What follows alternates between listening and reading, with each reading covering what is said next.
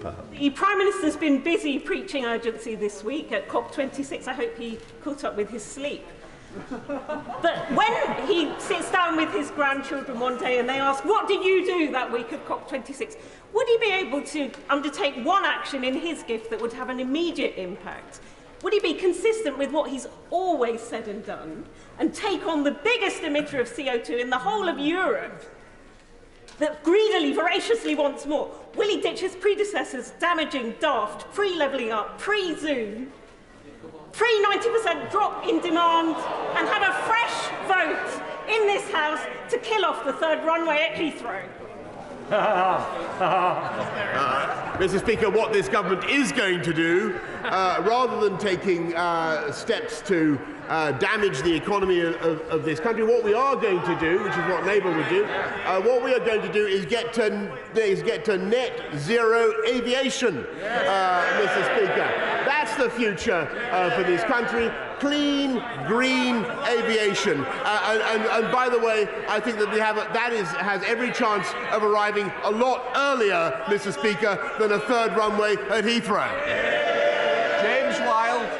Thank you, Mr. Speaker. I share my right honourable friend's commitment to build back better, to build back greener and to level up. And I have a project that will deliver on all those things. Rebuilding the ageing Queen Elizabeth Hospital in King's Lynn.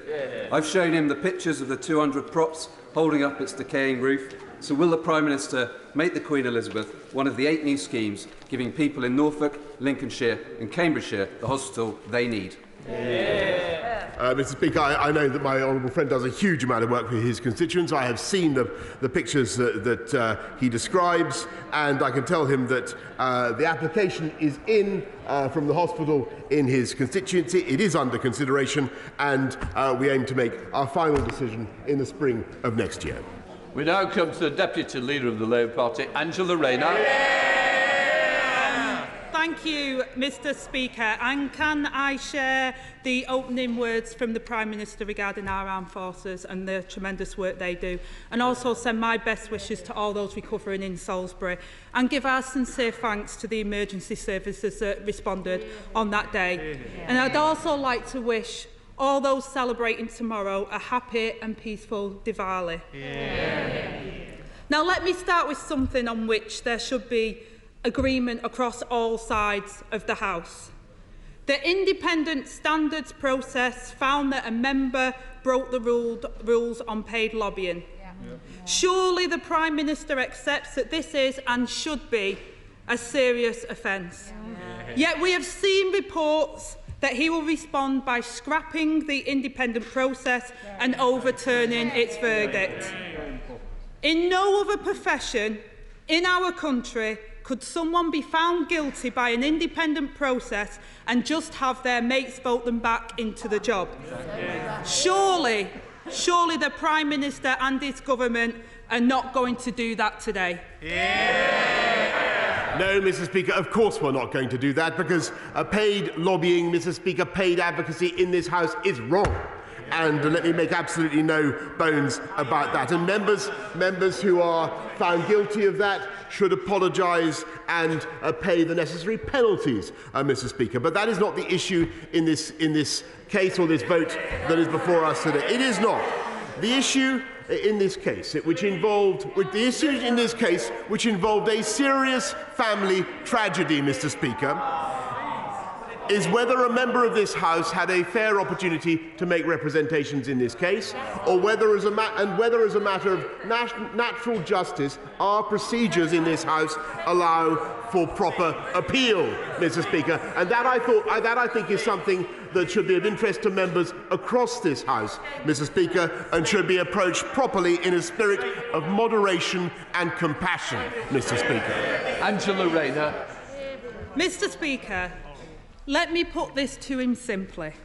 If it was a police officer, a teacher, a doctor, we would expect the independent process to be followed and not changed after the verdict. It's one rule for them and one rule for the rest of us. Mr. Speaker, when a Conservative member was found guilty of sexual harassment but let off on a loophole. They said the rules couldn't be changed after the event. So they can't change the rules to stop sexual harassment, but they can change the rules to allow cash for access. So why is the Prime Minister making it up as he goes along? Mr. Speaker, all the professions that she mentions have a right of appeal, Mr. Speaker, and that is what the House needs to consider. And may I respectfully say to her that I believe that she needs to focus, instead of playing politics on this issue, which is what they are doing. I think that she needs to consider the procedures of this House in a spirit of fairness, Mr. Speaker. And we on this side of the House, instead of playing politics, we are getting on with delivering on the people's priorities, Mr. Speaker. 40 more hospitals, 20,000 more police officers, wages up, growth up, and jobs up across this country. Those are our priorities. Order. Mr. Perkins, I don't want to say any more of that either. Right. Angela Rayner. Mr. Speaker, this isn't about playing politics in this place. This is about playing by the rules. And as we can see, it's one rule for everybody else and one rule for the Tory Conservatives. When they break the rules, Mr. Speaker, they just remake the rules. And I know that Donald Trump is the Prime Minister's hero, but I say to the Prime Minister, in all seriousness, he should learn the lessons that if you keep cheating the public, it catches up with you in the end. Because while they're wallowing in sleaze, the rest of the country faces higher bills, rising costs and damaging tax rises. So I ask the Prime Minister, can you tell us what is the projected tax increase per household over the next 5 years? Mr. Speaker, what I can tell her is that the recent budget did was take cash from those who can afford to pay the most, and it had very substantial tax cuts for the hardest working and poorest families in this country. We cut £1,000, Mr. Speaker, with the universal credit taper relief cut for hard-working families in this country. 2 million families had a £1,000 tax cut, and we're lifting the living wage across the whole country, Mr. Speaker. And what we are also doing, Mr. Speaker, is ensuring that this country gets on with a high-wage, high-skill, jobs-led recovery. And never let it be forgotten that if we listened to them, we would have none of those things, Mr. Speaker, because we'd still be in lockdown. Lorena! Mr. Speaker, I think he missed out the number, so let me help him out. The Resolution Foundation found that by 2026, taxes will be £3,000 more per household since he took office. My constituents and his constituents are feeling the pinch, and they're worried about Christmas as well, Mr. Speaker. Their bills are going up every week, and the budget did nothing to help them. So can the Prime Minister tell them how much was the tax cut that he gave to the banks instead? Mr. Speaker, as she knows very well, it is the banks and the bankers who are paying far more proportionally as a result of our tax measures to cover the cost of the NHS. And actually, it's a very moot point, because the £36 billion came from 50% of it comes from the 14% who are the richest in this country, Mr. Speaker, overwhelmingly from the banks and financial services industry who can pay the most. And the astonishing thing, Mr. Speaker, is when it came to voting for that £36 billion increase in 48 new hospitals, in 50,000 more nurses, in looking after our public services, they voted against it, Mr. Speaker. Angela Rayner. Mr. Speaker, according to the Prime Minister's own budget documents, it was £4 billion in tax cuts to the bankers and £3,000 of tax rises per household. Good news for the donors who gave his party £500,000. His bank got a bonus of nearly £8 million, but not so good news for the rest of us, Mr. Speaker. Now, Mr. Speaker, this month, as the Prime Minister said, we remember and celebrate all those who serve our great country, and all those who have lost their lives, leaving behind loved ones, and those who have sustained life-changing injuries and live every day with the consequences of their sacrifice. Yet hidden in the small print of the budget was a £1 billion cut to day-to-day defence spending. Shocking. So, Mr Speaker, will our servicemen and women face pay cuts, or will there be fewer of them with less support? Mr Speaker, I think it's quite incredible that we're now hearing this from the Labour Party when they would have pulled us out of NATO and I think the right honourable lady actually wanted to abolish the army. What you've got, she wanted to abolish the army. The woman sitting next to her, Mr Speaker.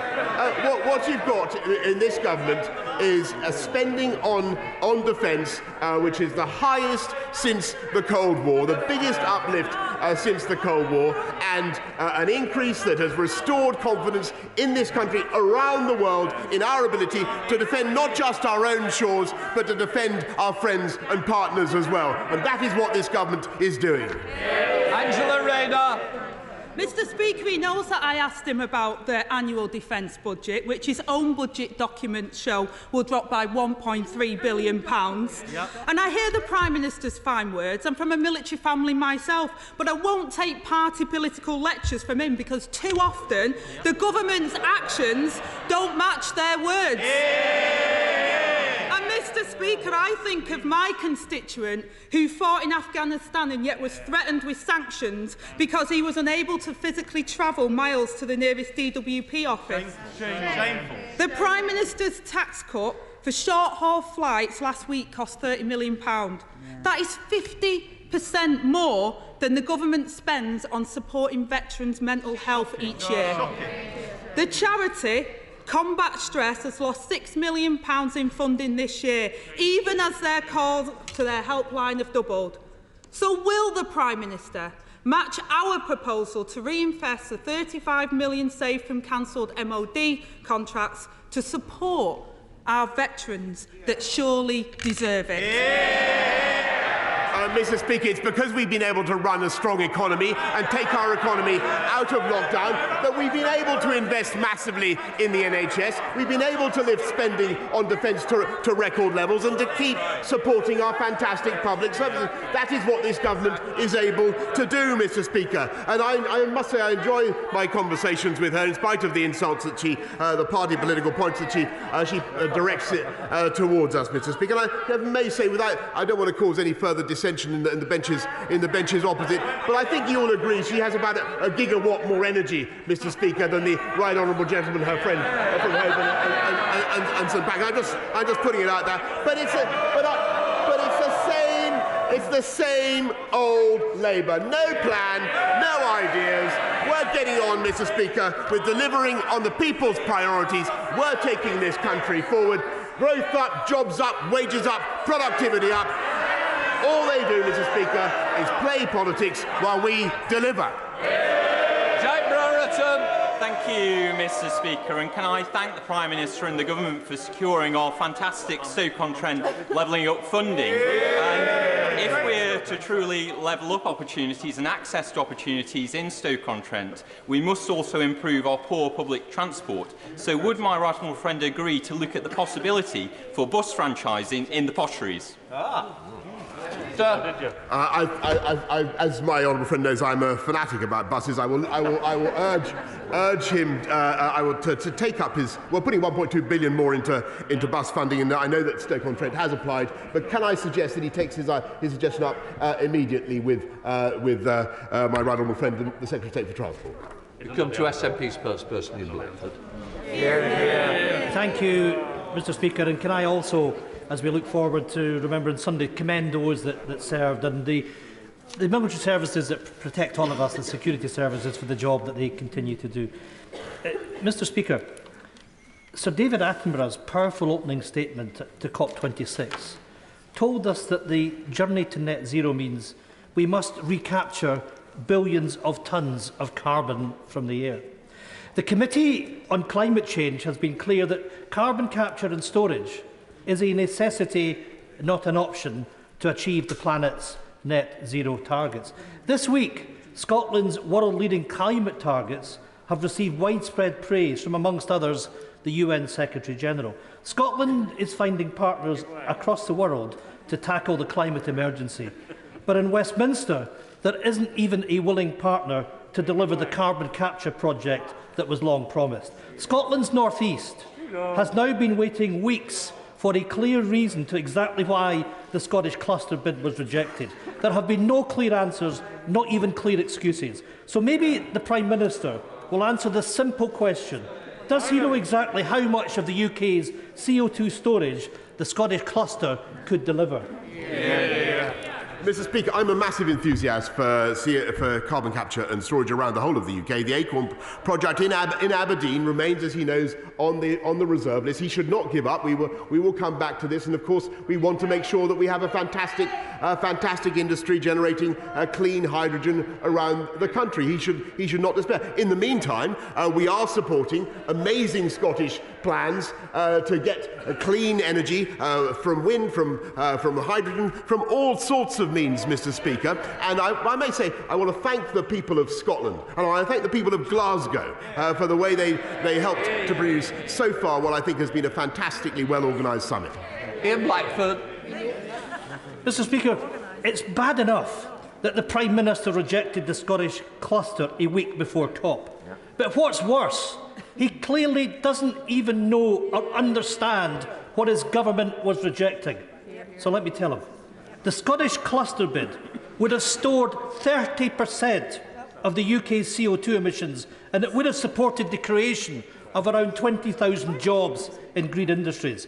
It was by far and away the best bid, Prime Minister. If this decision was based on science alone, it would have been approved on the spot. It is obvious that this was a political decision in Westminster to reject it. With days left at the COP summit, will the Prime Minister now reverse his government's massive own goal when it rejected the Scottish cluster? Mr. Speaker, I'm trying to encourage the right honourable gentleman to be a little bit less gloomy about the prospects of this initiative. I understand exactly what he says, and what we're doing is working with the Scottish Government, and I thank the Scottish Government for their cooperation, all the support they gave to COP as well in the last few days and weeks, and what they're doing. We will come back to this, Mr. Speaker. But what I may say is that I think what I think is working well is the spirit of cooperation between all levels of government in this country, and what doesn't work is confrontation. Simon Jupp.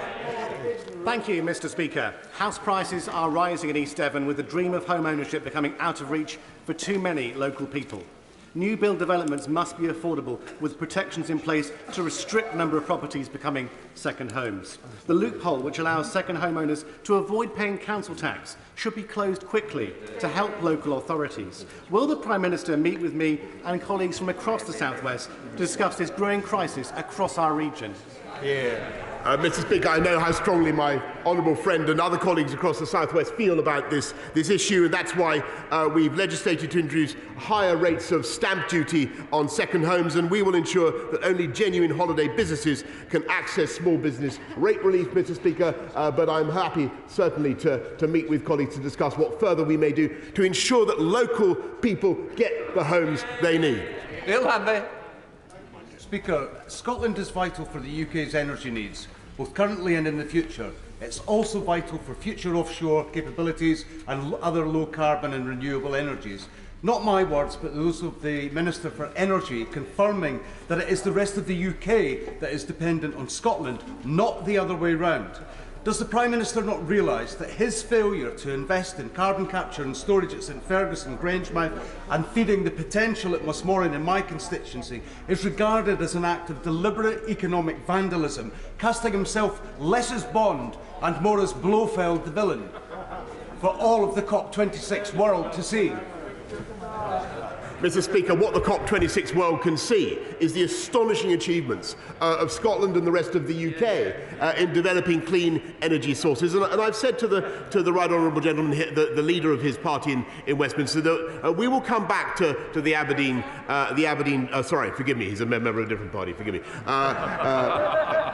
Substantially the same agenda, though, Mr. Speaker.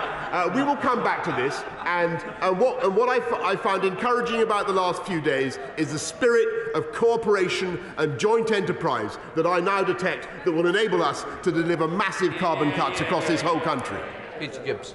Thank you, Mr. Speaker. Darlington Station is receiving £105 million thanks to this government's plans to make it HS2 ready. I want to make sure that Darlington benefits from high-speed rail. So will my right honourable friend meet with myself and regional colleagues to discuss the eastern leg of HS2 and reopening the Leamside line to allow the whole region to be better connected? Well, my honourable friend, I thank I thank you for everything he's doing for Darlington, and he should wait for the integrated rail plan to come out. But in the meantime, we are upgrading Darlington Station. There are plans in place, and my right honourable friend, the Chancellor, announced £310 million of funding over the next 5 years to transform local transport networks in the Tees Valley. Thank you, Mr. Speaker. The Prime Minister says he is a fanatic of buses, but what about trains, and not just in Darlington, but the mention of the Leamside line? Because last Wednesday I was notified that a joint bid to reinstate the mothballed Leamside line had not been successful in attracting the next stage of the feasibility funding from the government as part of the Restoring Your Railway Fund. So can I ask the Prime Minister, what specific plans does the government have to invest in the North East, in places like Gateshead and South Tyneside in my constituency, and when is he going to get serious about levelling up in our communities instead of just using the term as a meaningless populist slogan? Well, Mr. Speaker, again, she must wait for the integrated rail plan, but the North East will be the beneficiary of the biggest investment in our rail infrastructure beyond HS2 that we've seen for a century. About £96 billion more that we are going to be putting in, and what we want is we want the local authorities, we want the regional authorities to work with us to ensure that we promote the projects that the people really want.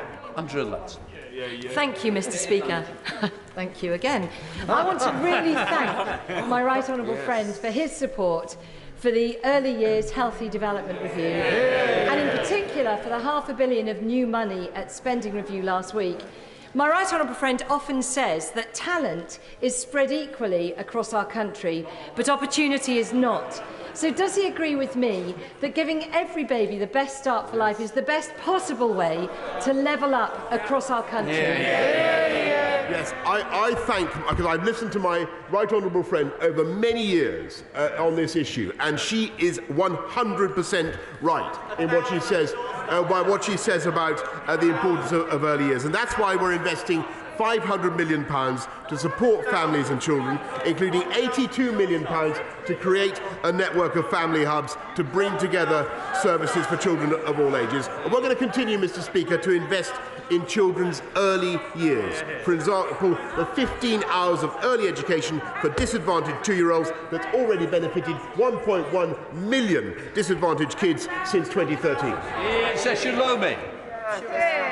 Thank you, Mr. Speaker. I was recently contacted by a Vauxhall constituent whose mother tragically committed suicide after criminal domestic abuse by her husband, with the inquest into her suicide finding his actions to be a direct cause. Incredibly, her abuser now stands to inherit her pension and entire estate because she was unable to complete divorce. This has left the family devastated, and I'm sure the whole House will join me in sending them our condolences.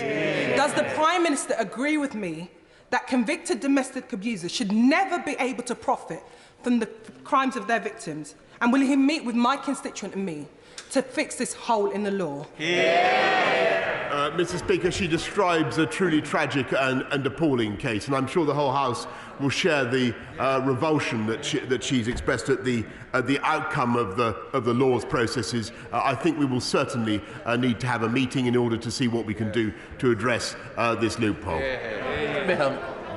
you, Mr. Speaker. NHS staff performed magnificently in the pandemic, but there are now severe shortages in nearly every specialty. So, will my right honourable friend support an amendment to the health bill backed by 50 NHS organisations, every Royal College, to require Health Education England to do regular independent forecasts of the numbers of doctors and nurses that we should be training, so that we can reassure people, despite the pressure today, we are at least training enough doctors and nurses for the future?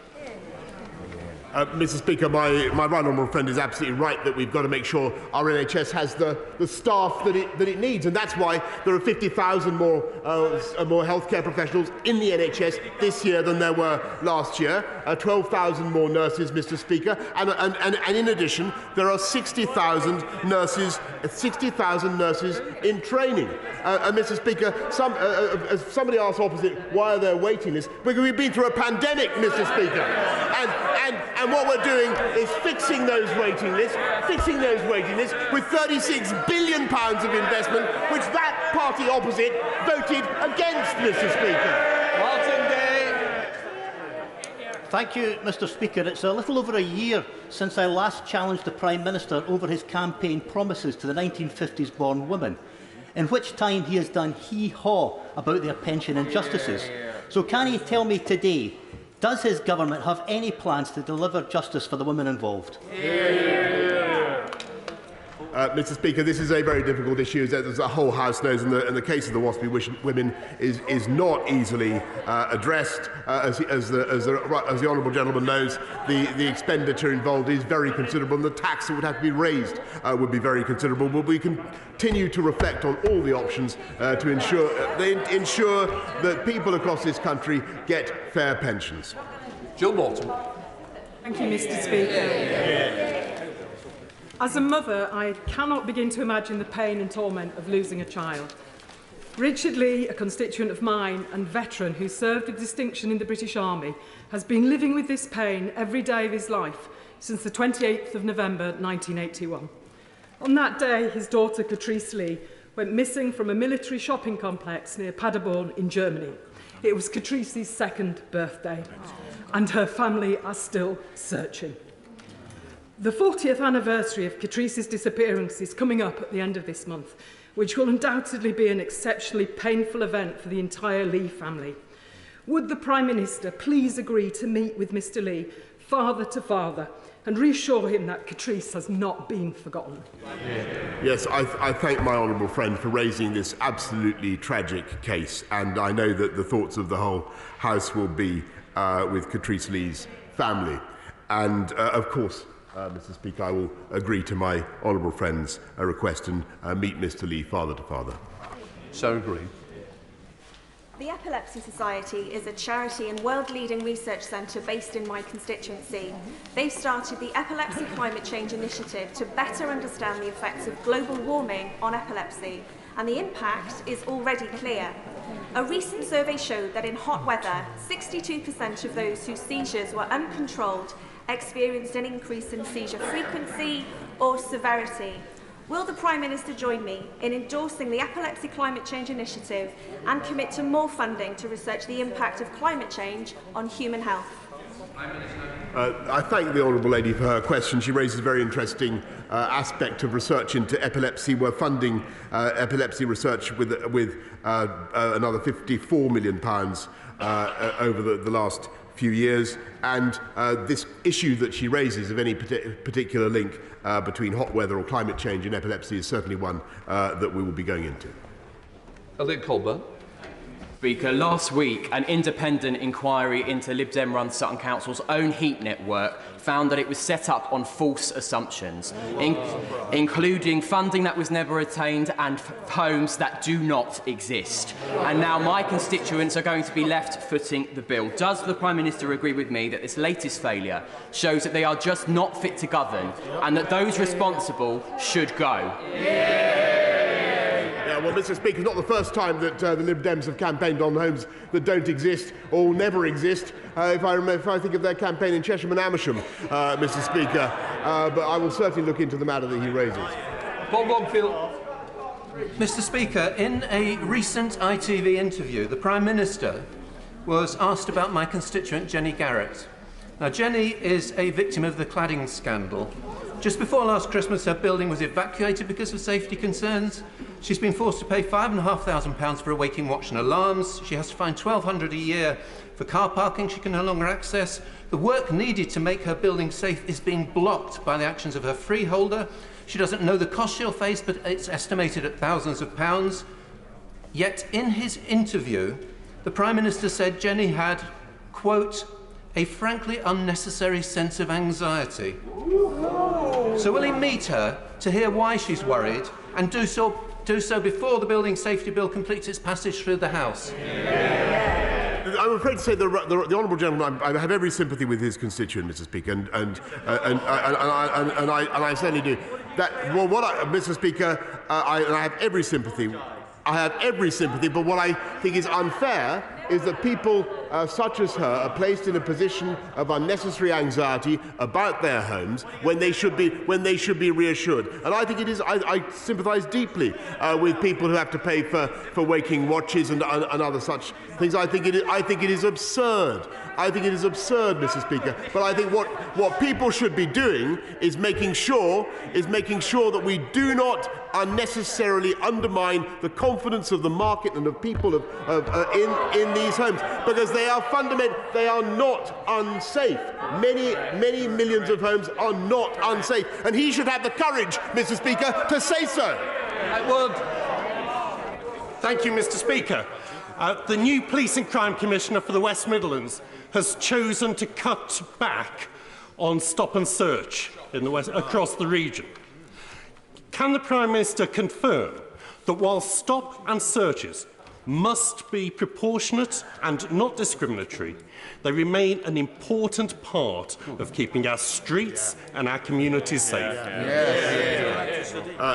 Yes, Mr. Speaker, I certainly agree with that, and it was a point that I raised recently with the Labour Mayor of London. We agreed on many things. He was very much out of line with the current Labour policy on lockdown, for instance, but he did certainly. I certainly thought that he was wrong about stop and search, and we need to make sure that stop and search is part of the armoury of police options when it comes to stopping knife crime. If it's done sensitively and in accordance with the law, I believe it can be extremely valuable. Mr. Speaker, Prime Minister, we can save the UK taxpayer £200 million and level up South London's health service. St Helier Hospital is set to lose its A&E, maternity, intensive care, children's service, renal unit and 62% of beds to healthy, wealthy Belmont at a staggering cost of £600 million. But there is an alternative. Rebuild St Helier, where health is poorest, and save £200 million. Now, it's not my job to help the Prime Minister sort out his budget, but wouldn't this be a good place to start? Mr. Speaker, we are investing in 48 new hospitals and rebuilds. And what is her job? What is her job, quite frankly, is to vote for £36 billion of investment in the NHS, which will allow us to take our health services forward. Why wouldn't she do that, Mr. Speaker? Robert Jembrick.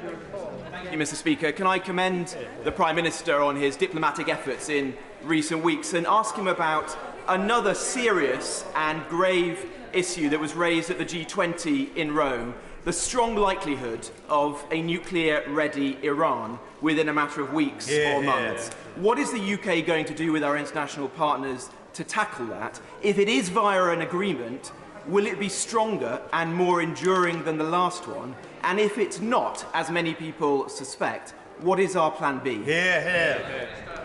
Mr. Speaker, I think it's in the overwhelming interests of the, and this is what we, thank you very much for his question. It's an issue he knows a great deal about. This is a case of making it clear to the Iranians that there is an opportunity for them to do something that I think would be massively in the interests of their people and of Iran, which is to come back to the table and do a further agreement, a son of JCPOA, restore the JCPOA at the Vienna talks. That is what needs to happen. That is the posture of the G20 and indeed of our friends and allies around the world.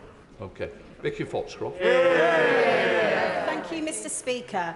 The universal credit cut is already hitting people hard. Even before the challenges of the pandemic, 39% of children in my constituency grew up in poverty.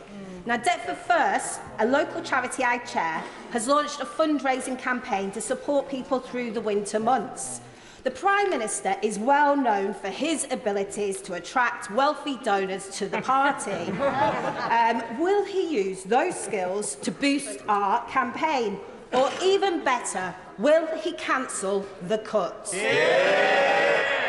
Mr. Speaker, what we've done with universal credit is abolish the old system that unfairly taxed people on universal credit and helped people with a £1 million tax cut, because what we on this side of the House believe in is rewarding work, Mr. Speaker. That's what the people of this country want to see. That's why we've put the tax cut on those who are on universal credit. That's why we're lifting the living wage, Mr. Speaker. And never, what's their policy on universal credit? No, it's not nothing. They want to abolish universal credit, Mr. Speaker. Bacon. Thank you, Mr. Speaker. The Mayor of London is refusing to rule out the so-called Outer London charge, which would apply to all vehicles registered outside Greater London that cross the Greater London boundary. Now, this would have terrible consequences for my Orpington constituents, and indeed those people who live in the neighbouring constituency of Old Bexley and Sidcup. Now, Louis French, the excellent local candidate for the by-election, has pledged to fight this appalling proposal. Would my right honourable friend join me in wishing Louis French luck with this and to ensure that this silly move from the Mayor of London is stopped in its tracks?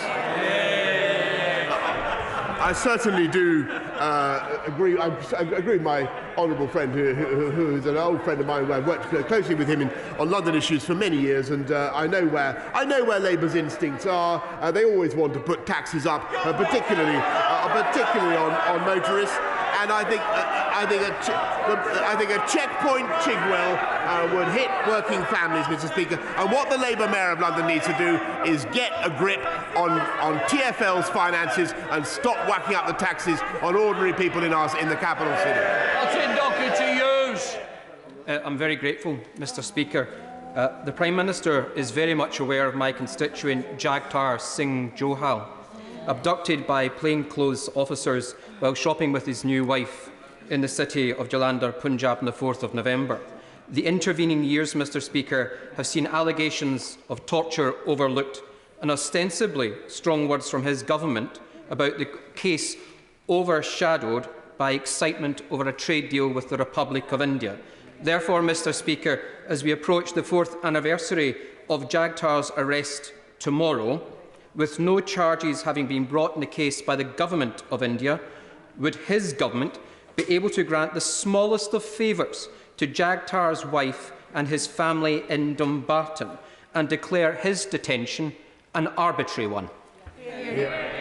Mr. Speaker, I thank him for the campaign that he's been running for Jagtar Singh for a long time. And what I would say to him is that the closeness of our relationship with India in no way diminishes our willingness to raise that case with the government of India. And indeed, my right honourable friend, the Foreign Secretary, raised it only the last time she was in India. Final question, Ruth Edwards.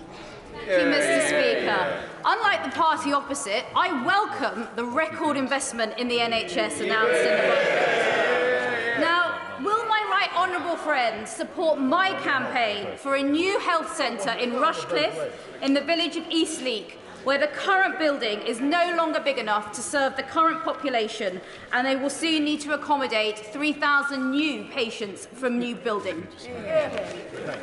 I'm sure my right honourable friend, the Health Secretary, will do his utmost in the course of the coming decisions to oblige my friend in her campaign, justified campaign for Rushcliffe and its hospital. But, Mr. Speaker, how incredible that the Labour Party should continue to catcall and attack the government when they voted against the tax-rising measures that are necessary to fund our NHS. They are completely inconsistent, Mr. Speaker. They have absolutely no plans and no idea.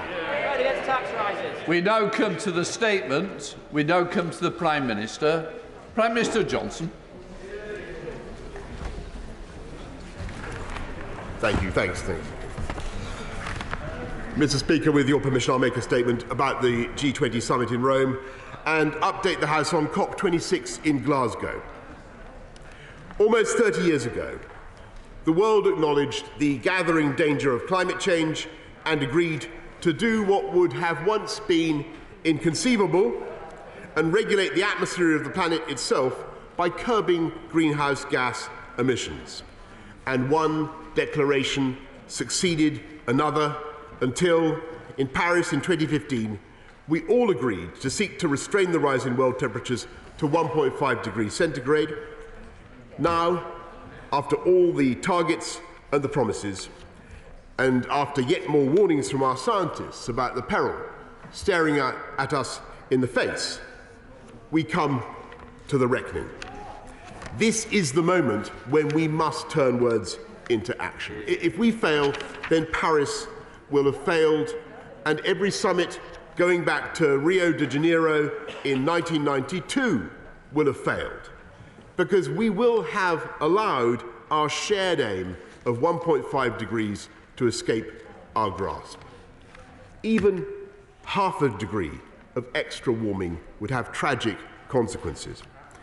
If global temperatures were to rise by 2 degrees, our scientists forecast that we will lose virtually all of the world's coral reefs.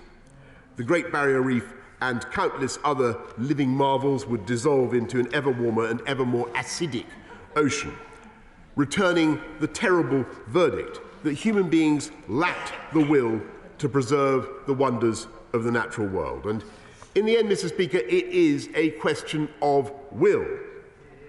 We have the technology to do what is necessary. All that remains in question is our resolve.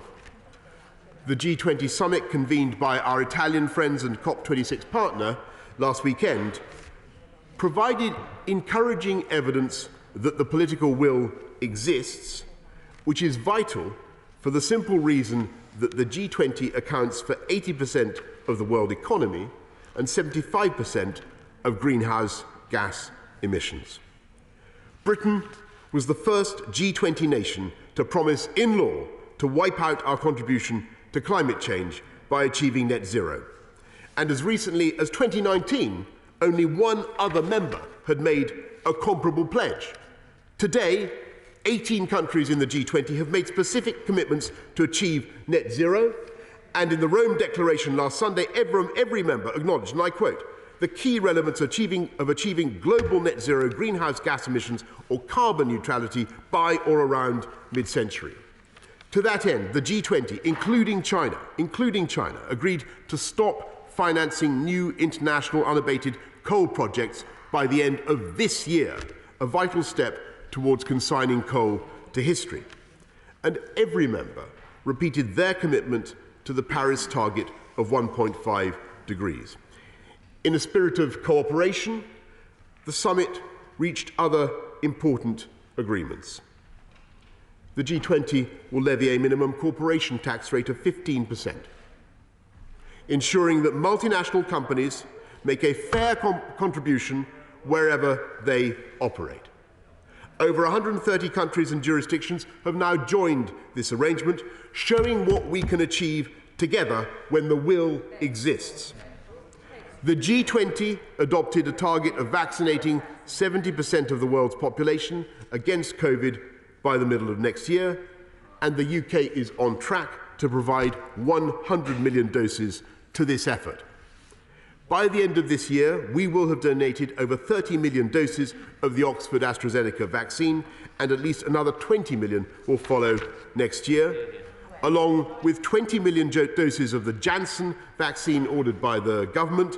And the G20 resolved to work together to ease supply chain disruptions which have affected every member as demand recovers and the world economy gets back on its feet. I pay tribute to Prime Minister Mario Draghi for his expert handling of the summit, but everyone will accept that far more needs to be done to spare humanity from catastrophic climate change. And in the meantime, global warming is already contributing to droughts and brush fires and hurricanes, summoning an awful vision of what lies ahead if we fail to act in the time that remains. So, the biggest summit that the United Kingdom has ever hosted is now underway in Glasgow, bringing together 120 world leaders with the aim of translating aspirations into action to keep the ambition of 1.5 degrees alive. I'm grateful to Glasgow City Council, to Police Scotland, to police across the whole of the UK, and to our public health bodies for making this occasion possible and all their hard work. For millions of people across the world, the outcome is literally a matter of life or death. For some island states in the Pacific and Caribbean, it is a question of national survival. The negotiations in Glasgow have almost 2 weeks to run, but we can take heart from what has been achieved so far.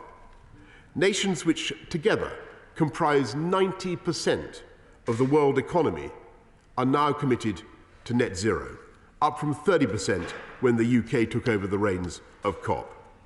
Yesterday alone, the United States and over 100 other countries agreed to cut their emissions of methane, one of the most destructive greenhouse gases, by 30% by 2030. And 122 countries, with over 85% of the world's forests, agreed to end and reverse deforestation by the same deadline, backed by the greatest ever commitment of public funds to this cause, which I hope will trigger even more from the private sector. India has agreed to transform her energy system to derive half her power from renewable sources, keeping 1 billion tonnes of carbon out of the atmosphere. The UK has doubled our commitment to international climate finance to 11.6 billion, and we will contribute another £1 billion if the economy grows as is forecast. We've launched our Clean Green Initiative, which will help the developing world to build new infrastructure in an environmentally friendly way. And we will invest £3 billion of public money to unlock billions more from the private sector. I've asked the world, the UK has asked the world for action on coal, cars, cash and trees. And we have begun to make progress, substantial, palpable progress on 3 out of the 4. But the negotiations in Glasgow have a long way to go, Mr. Speaker, and far more must be done. Whether we can summon the collective wisdom and will to save ourselves from an avoidable disaster still hangs in the balance. And we will press on with the hard work until the last hour. Mr. Speaker, I commend this statement to the House. I call the Deputy Leader of the Labour Party to respond. Thank you, Mr. Speaker. And I'd like to thank the Prime Minister for advance sight of the statement and for updating the House on the G20 summit in Rome. It cannot be overstated how crucial the next week and a half is. I am pleased to see that there has been some progress, as the Prime Minister outlined, but the next 10 days needs to move beyond pre-packed announcements. This is an opportunity for Britain, Mr. Speaker, alongside our friends and allies around the world, to deliver historic change. By taking action to reduce emissions right now, in this decade, we can avoid the worst effects of climate change. This cannot just be a political ambition. It is necessity for humanity. So, Mr. Speaker, as the G20 ends and COP26 continues, I want to assure the Prime Minister everybody on these benches is desperate for COP26 to be a success. We hope that our negotiations can bring people together and deliver the urgent solutions to the biggest challenge our world has ever faced. However, Mr. Speaker, there is some cause for concern. The G20 needed to be a springboard to the COP26, a real opportunity to show Britain's diplomatic strength in bringing people together, but also in applying pressure where it's needed, to convince the big polluters to meet the commitments to 1.5 degrees and to find solutions to phase out fossil fuels, and to ensure a just transition for workers and to create a fairer and greener economy. But, Mr. Speaker, the G20 did not achieve this. The Prime Minister is failing in his efforts to convince the world leaders that more must be done. He has welcomed the commitments in the distant future, and I accept that, when he knows all too well that we need to halve the carbon emissions now, at least by the end of this decade, if we are to keep global temperatures down. It is a time for urgent climate action now, not more climate delay. Now, Mr. Speaker, we all know how difficult it is to convince the world to curtail carbon emissions, but it is our responsibility to do so. It is the Prime Minister's responsibility to influence world leaders and lead by example. But as we try to convince other countries to phase out coal, this government is refusing to make its mind up about coal mines within its own borders. They could have followed the lead of the Welsh Labour government and changed planning policy to make sure that no new coal mines had been developed, but they didn't. And as we try to convince big emitters to do more when it comes to reducing emissions, unfortunately, this government are agreeing a trade deal with Australia that removes key climate pledges. That's right. It's undermining our messages by giving a free pass to our friends. That's right. And, Mr. Speaker, when Britain must convince the wealthiest nations in the world to pledge more money to help developing countries cut their emissions and adapt to climate change, what's this government done? They cut development aid that would have funded vital climate projects. How does the Prime Minister expect to convince others to do more when he is setting such a poor example? Mr. Speaker, I also want to raise the issue of global vaccinations. The G20 last week agreed a vague promise to explore ways to accelerate global vaccination against COVID-19. Yet in some of the world's poorest countries, less than 3% of people have received even one dose of the vaccine. And we all know we live in a globalised world where more of the virus that spreads, the greater the threat of new variants. We are not safe here from COVID until people are safe from COVID everywhere. And there's no more time for rhetoric. It's time for action.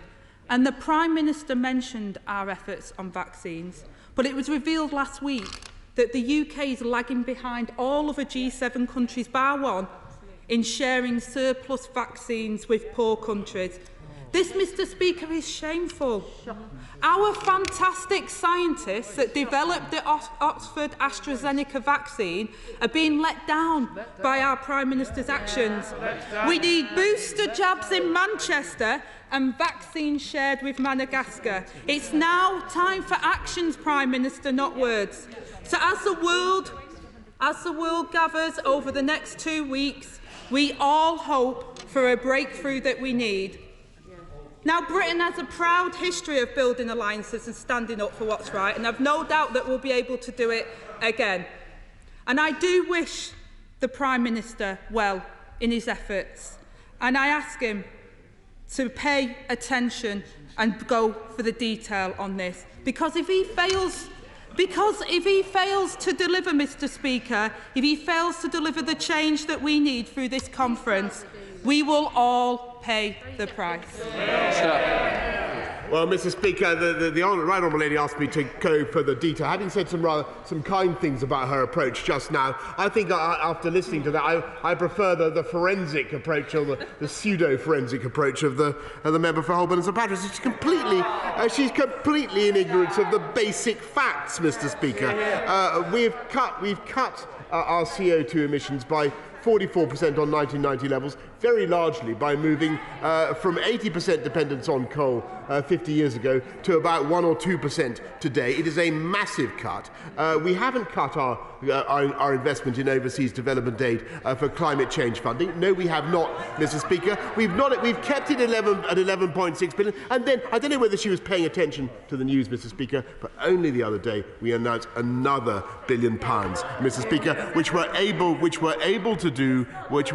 to do because of the growth in the economy. And as for what she's completely wrong about the facts. As for what she said about vaccines, I'm afraid it is an insult to the incredible work that's been done by the UK vaccine rollout programme across the world. 1.5 billion people, Mr. Speaker, have had access to cost-price vaccines thanks to the deal that this government did with Oxford AstraZeneca, a record that no other country in the world has, to say nothing of the £548 million extra that we put into Gavi, or the extra 100 million vaccines that we're donating by June next year. This country has an absolutely outstanding record in supporting vaccination around the world. And if she wants to go and look at the detail, then I urge her to go off and study it. I welcome, Mr. Speaker, the broad thrust of what she was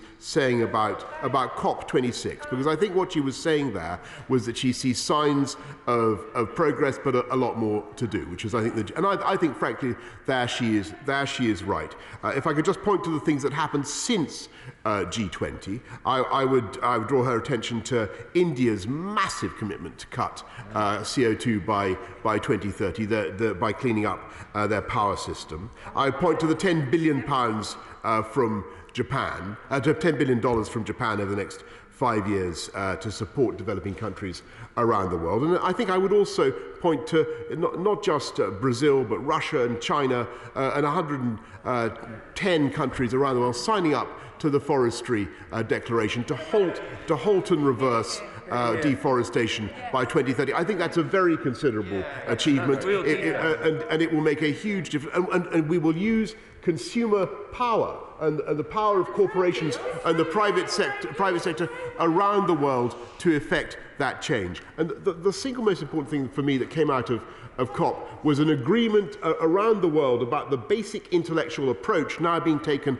by the UK through the Clean Green Initiative and what Joe Biden calls the Build Back Better World Initiative. And that is the thing that offers the greatest hope for humanity, because we're not just putting in government money to help countries around the world clean up and putting in development aid money, though we're massively supporting that. We're now leveraging in the trillions, the tens, perhaps hundreds of trillions of private sector investment. And that is the way to make the difference. And that is, if we can get that right at this COP, it will be a truly remarkable thing. But as I say, there is still a long way to go.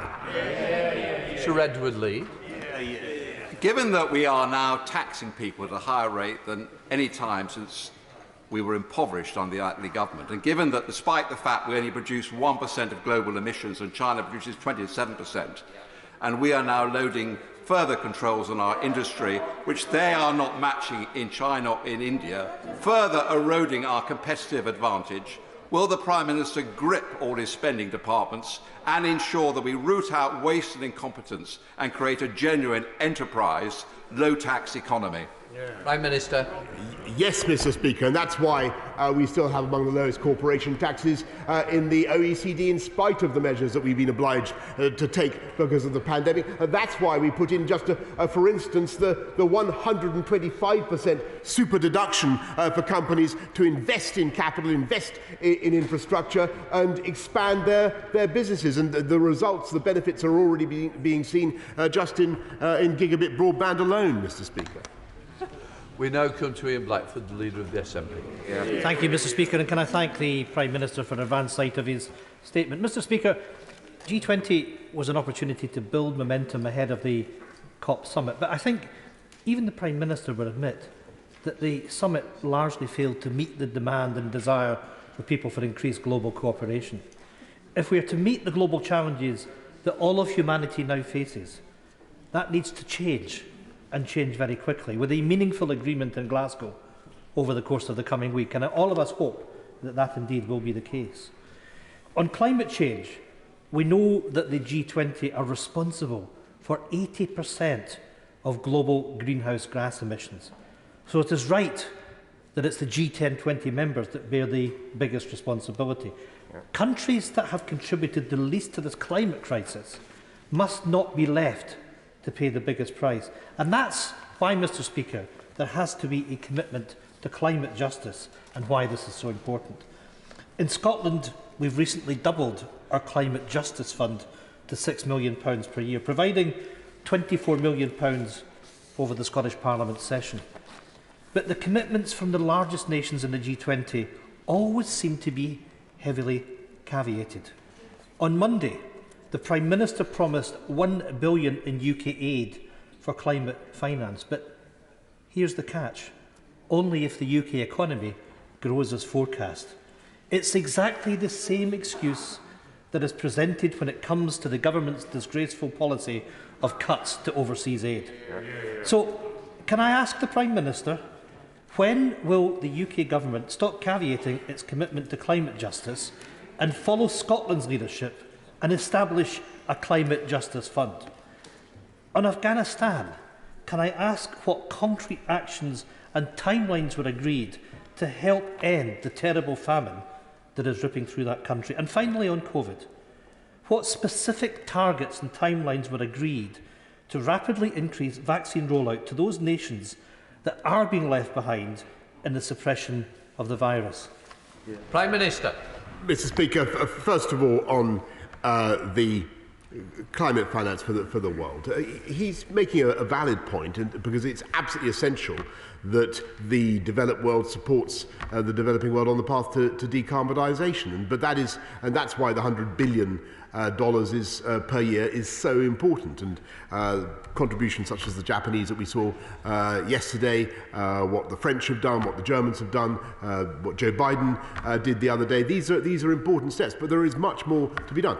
But be no doubt, he should be very proud of what the UK is committing. 11.6 billion that we said 2 years ago, plus another billion the day before yesterday. These are big sums now that the UK is giving. We are way out in front. On the his point about Afghanistan, and he's right to raise it. We had sad but good discussions about Afghanistan, and we're determined to work together to concert our humanitarian relief to do what we can, and notwithstanding the difficulties that there obviously are going to be with our relations with the Taliban. And on the global vaccine rollout, he'll have heard the commitments made by countries around the world, and I think the UK can be very proud of what we're doing on top of the 1.5 billion AstraZeneca, another 100 million doses by June next year. Sir Desmond Swayne. To what extent does the success of the entire enterprise depend upon the promised finance to the developing world? Prime Minister. Very largely. Ed Davies. Sir Ed Davies. Speaker, I'd like to thank the Prime Minister for all his efforts to try to make COP26 a success. For many of us, halting climate change has been the passion of our lives. Can I ask the Prime Minister to confirm reports I've heard that the British negotiating team in Glasgow is seriously concerned that China's proposed contribution to cutting emissions, particularly on coal, goes nowhere near fast enough or far enough? And if that's the case, will he commit to working with all our partners in the West and across the world, particularly those vulnerable countries who are already watching the waves of climate change hit their shores, to take any necessary action to pressure China to make the right decision? Prime Minister.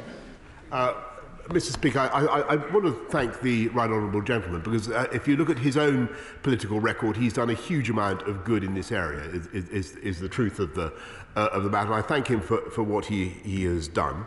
And what is happening with China is very important, but it's a mixed picture. And it's important not to be too negative at present.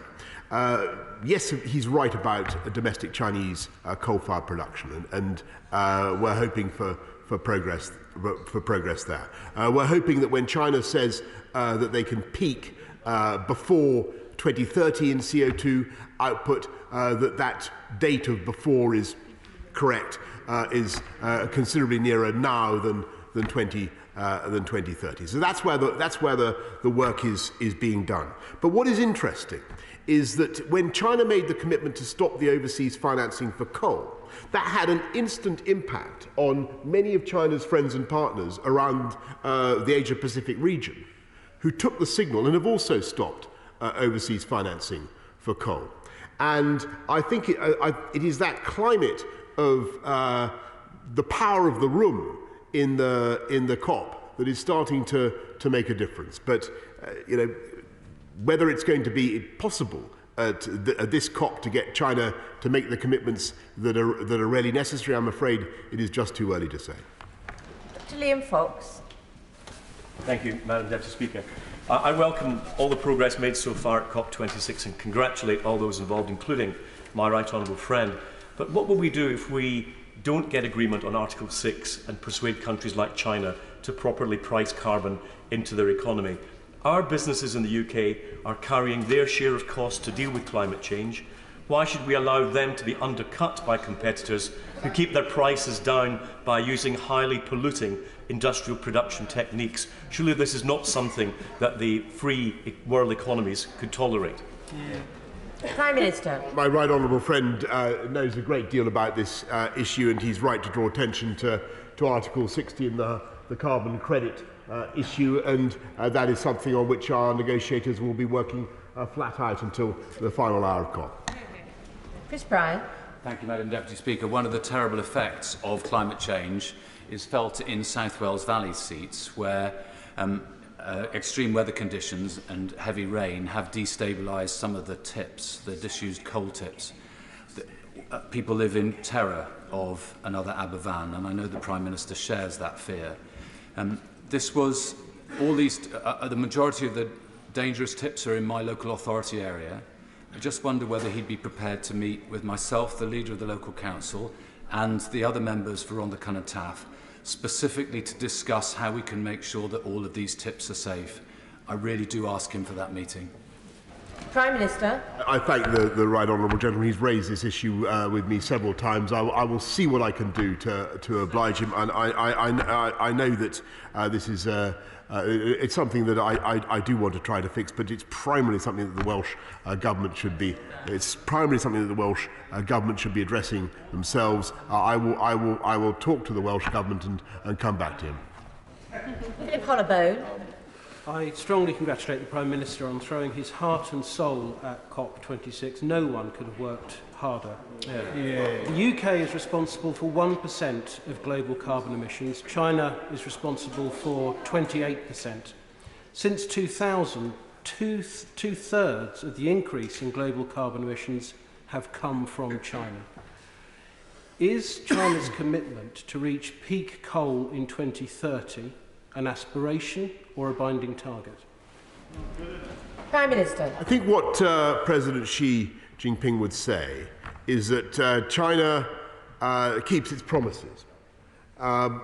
We will have to hope that is true. I think that the people of the world will want to hold all of us, all governments, to account, but he is completely right to focus on the particular pressure that China faces from us and from the whole world.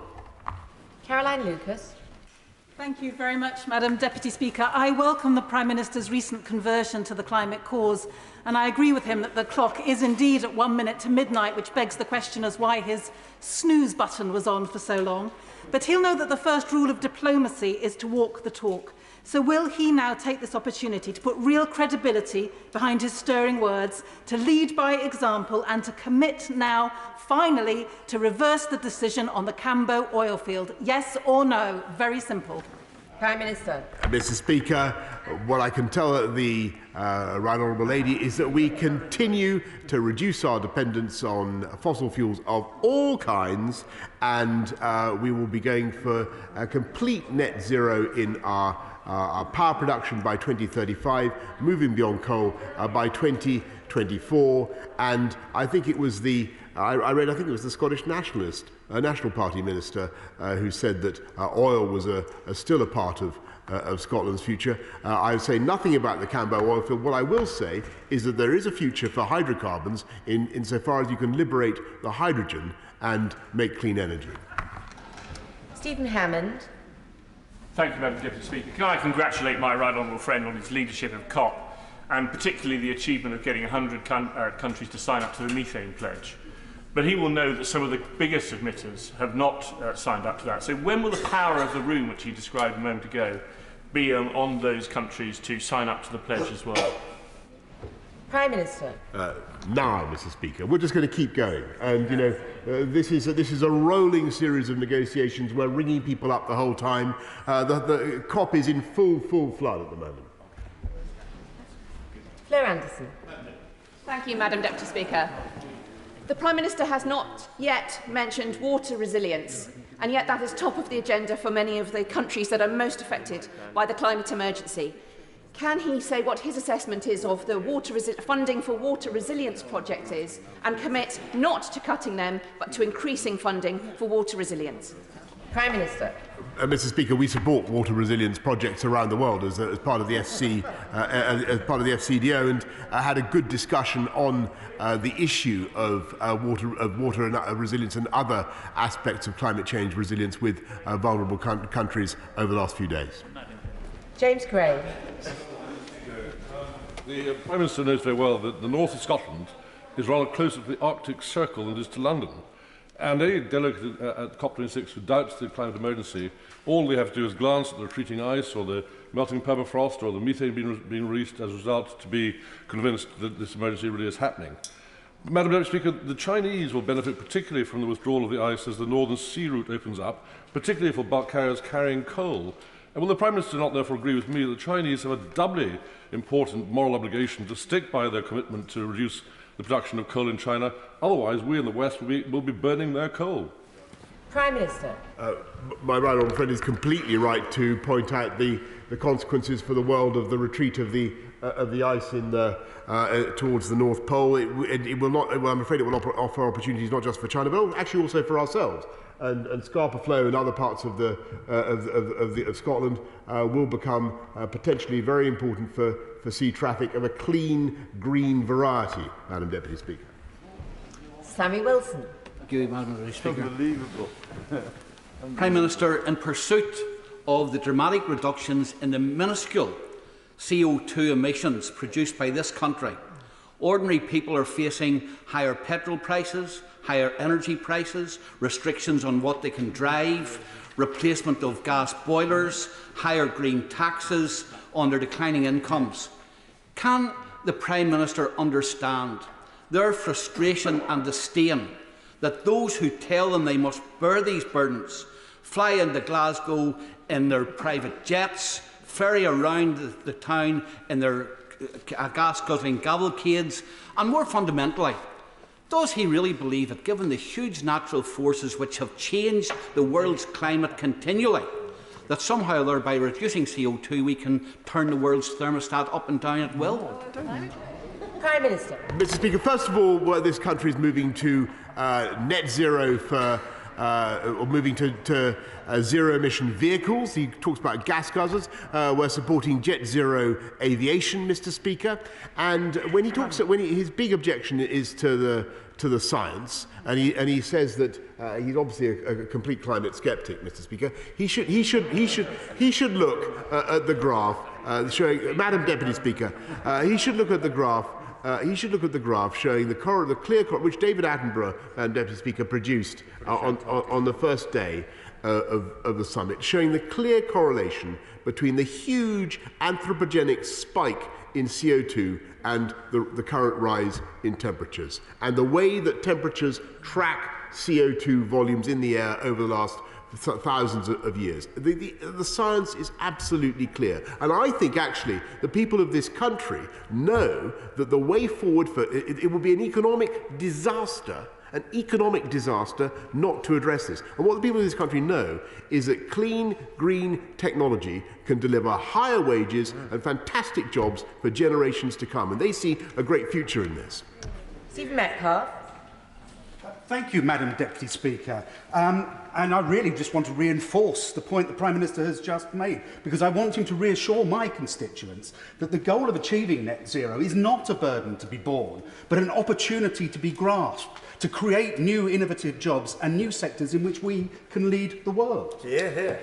Prime Minister. Mr. Speaker, our green industrial, Madam Deputy Speaker, our green industrial revolution alone generates the £26 billion that we're putting in generates 440,000 more jobs. Jobs in battery technology, jobs in EV manufacture, jobs in wind farms, jobs in maintenance. The opportunities are vast for this country, and we are at the cutting edge.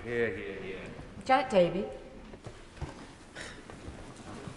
Thank you, Madam Deputy Speaker. I welcome the statement today, but does the Prime Minister believe, like I do, that it is important to encourage more people to use rail instead of other carbon-intensive transport methods? And if so, why is he cutting duty on domestic flights, or will he now rethink this decision? Prime Minister. Mr. Speaker, there's a very clear climate reason for putting up duty on long haul, because that accounts for 96% of the emissions, and in the case of our own United Kingdom, with its far-flung islands, represented by some distinguished members on the benches opposite, it is a useful thing to remove barriers to movement. Bill Wiggin. Given the phenomenal success to end and reverse deforestation, I was tempted to tease my right honourable friend about build back beavers. However, will he meet me to discuss what can be done using institutions like Kew Gardens to reverse the spread of deserts through better planting of trees? Prime Minister. I thank my right honourable friend, and that's a brilliant idea. Kew has played an amazing midwife role over the centuries in taking plants from one part of the world, nurturing them, and then planting them with huge advantage in other parts of the world. And that is certainly something that I'd be happy to take up with him. Alistair Carmichael. Thank you very much, Madam Deputy Speaker. Can I say to the Prime Minister, I think he's absolutely right that this is a moment for turning words into action. And one very important but quite small action that he and his government could take now would be the creation of a ring-fenced pot for the development of tidal stream energy in the next round of contract for difference auctions. This is a decision that has to be taken by the end of this month. Will the Prime Minister talk to his colleagues in Bees and the Treasury and make sure that it happens? Prime Minister. Well, Madam Deputy Speaker, this is a point that I've now heard several times from benches opposite, and I am myself, without having perhaps all the technical expertise, I am very impressed by the tidal proposals that I have seen. What I will undertake to the right honourable gentleman is not to make an absolute commitment on the contract for difference or the strike price for tidal power, but I will certainly go away and look at it again. Michael Fabricant. Thank you, Madam Deputy Speaker. Well done, Prime Minister, in motivating people and for delivering that which others were saying couldn't be delivered at COP26 so far. Just a couple of days in, actually, to a 2-week programme. But can I invite my right honourable friend to visit Rolls-Royce, who are working on developing a 100% sustainable fuel jet engine for aviation, and put his considerable weight, and I don't mean that in a personal manner, I mean as Prime Minister, his considerable weight behind the Gigafactory proposal for Coventry in the West Midlands Combined Authority. Prime Minister. I thank my honourable friend. I can tell you, in fact, it was only a couple of weeks ago that the entire Cabinet was in Bristol looking at, with Rolls-Royce, looking at what they're doing with GKN and other companies to go for sustainable aviation, Madam Deputy Speaker. And I also can tell him that we are looking actively at what we can do to support a gigafactory in the Coventry area, but there are obviously commercial discussions underway. Liam Byrne. Thank you, Madam Deputy Speaker. As chair of the G7 and of COP, the Prime Minister will know that the world community is $20 billion short of what's needed for the vaccination programme, and we have missed the $100 billion promised for climate finance. Now, the IMF has given the world a shot in the arm, $650 billion of special drawing rights, which the Prime Minister helped push for. We have been given £20 billion, more than the entire community of low-income countries put together. But why are we being so slow and so sluggish in recycling that money back to the IMF so it can be put to good use? We're behind France, we're behind America, we're a laggard when we should be leading. Prime Minister. What we're doing is, Madam Deputy Speaker, is putting hard cash into supporting countries around the world. He makes a good point about the SDRs. We're looking at that as well, but we're prioritising cash up front. Mark Jenkinson. Thank you, Madam Deputy Speaker. My right honourable friend knows that I'm a fervent supporter of his efforts for the UK to lead the world in decarbonisation. And I know that he would not wish to impoverish anyone here or abroad on the way. No country has yet leapfrogged our path to prosperity from wood, coal, gas to nuclear. And my concern is that in asking developing countries to consign coal power to history, we risk sustaining their poverty if we don't provide an alternative.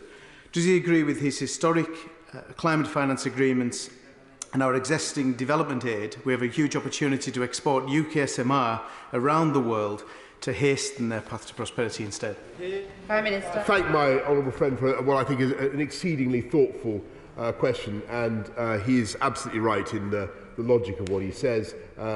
We must help the developing world to leapfrog. I think that all sorts of technologies are very attractive, including the one that he suggests, and the opportunity there is to generate fantastic British jobs as well. Deirdre Prop. Thank you, Madam Deputy Speaker. Open Democracy reported recently his former colleague in the EU Vote Leave campaign, Nigel Farage, is saying that a referendum on green taxes could well be his latest campaign.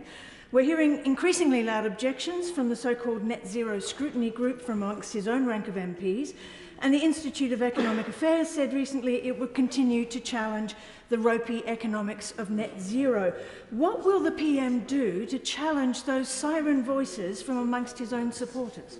Prime Minister. I think I study the people's feelings about this and what's so changed in this COP, Madam Deputy Speaker, from Paris, which I attended, or from Copenhagen, which I was also at. This time, it's the public who, you know, I have great respect for colleagues around the House who say this is all going too far, too fast, and people can't afford it. Actually, I don't think we can afford not to do it. I also think that it is economically a massive opportunity for this country, and I think that's where people increasingly are. And I think that, you know, calls for a referendum on this will not fall on stony ground. Richard Graham. Madam Deputy Speaker, I spent the last couple of days at COP26 with Southeast Asian nations' representatives, and the situation is exactly as the Prime Minister has described: real progress on cash, coal and trees, particularly momentum signing up to the Forestry Declaration. My right honourable friend will know that the UK Pavilion is symbolically right opposite next year's G20 chair, Indonesia. Does he agree with me that using the Clean Green Finance initiative is a real opportunity for us to do more to help them transition from coal-fired energy to renewable energy, often in collaboration with UK partners on wind and solar and marine energy? Prime Minister. Yes, and I thank my honourable friend, by the way, for everything that he's done with ASEAN partners, Madam Deputy Speaker. He's been absolutely leading the charge for us in that region, and particularly with Indonesia. And they are great partners of ours. And what is coming out of COP is this idea that countries who are finding it tough, as my honourable friend said, to move beyond coal, what they need is a coalition of countries to come to help them with a platform, a portfolio of programs that they need to get done. Whether it's hydropower or carbon capture or storage, whatever it is, that we can help to finance, to de-risk in order to leverage in the trillions of the private sector, as we did with wind power in our country, Madam Deputy Speaker. And people are seeing this model as the way in which we can do it, not with grants and handouts endlessly from governments around the world, from the richer countries, but from stimulating the private sector to come in and deliver a quantum leap in the infrastructure concern. Jack Trovey. Madam Deputy Speaker, GK and Melrose have announced their intention to proceed with the closure of the Erdington plant, employing 519 loyal, long-serving workers in an area, the fifth highest area of deprivation in Britain. Exporting production to Poland, still burning coal on a grand scale for years to come.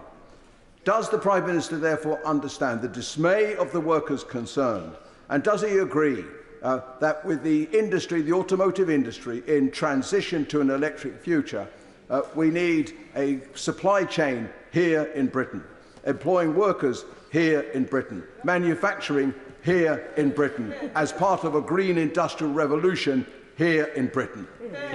Prime Minister. Yes, Madam Deputy Speaker, I passionately agree with that, and that's why I think it's absolutely right that we should support fantastic. GKN does an amazing job across the country, but particularly in delivering some of the most difficult solutions, such as sustainable aviation. What we need to do is ensure that we have the ecosystem of gigafactories, of EV manufacturing capabilities, and all the supply chains here in Britain, but with an energy cost that those businesses, that allows them to be competitive. That applies to steel, it applies to automotive, it applies to everything. And I'm afraid at the moment the differential between our domestic users' electricity costs and industrial energy cost is too high, and we've got to fix it.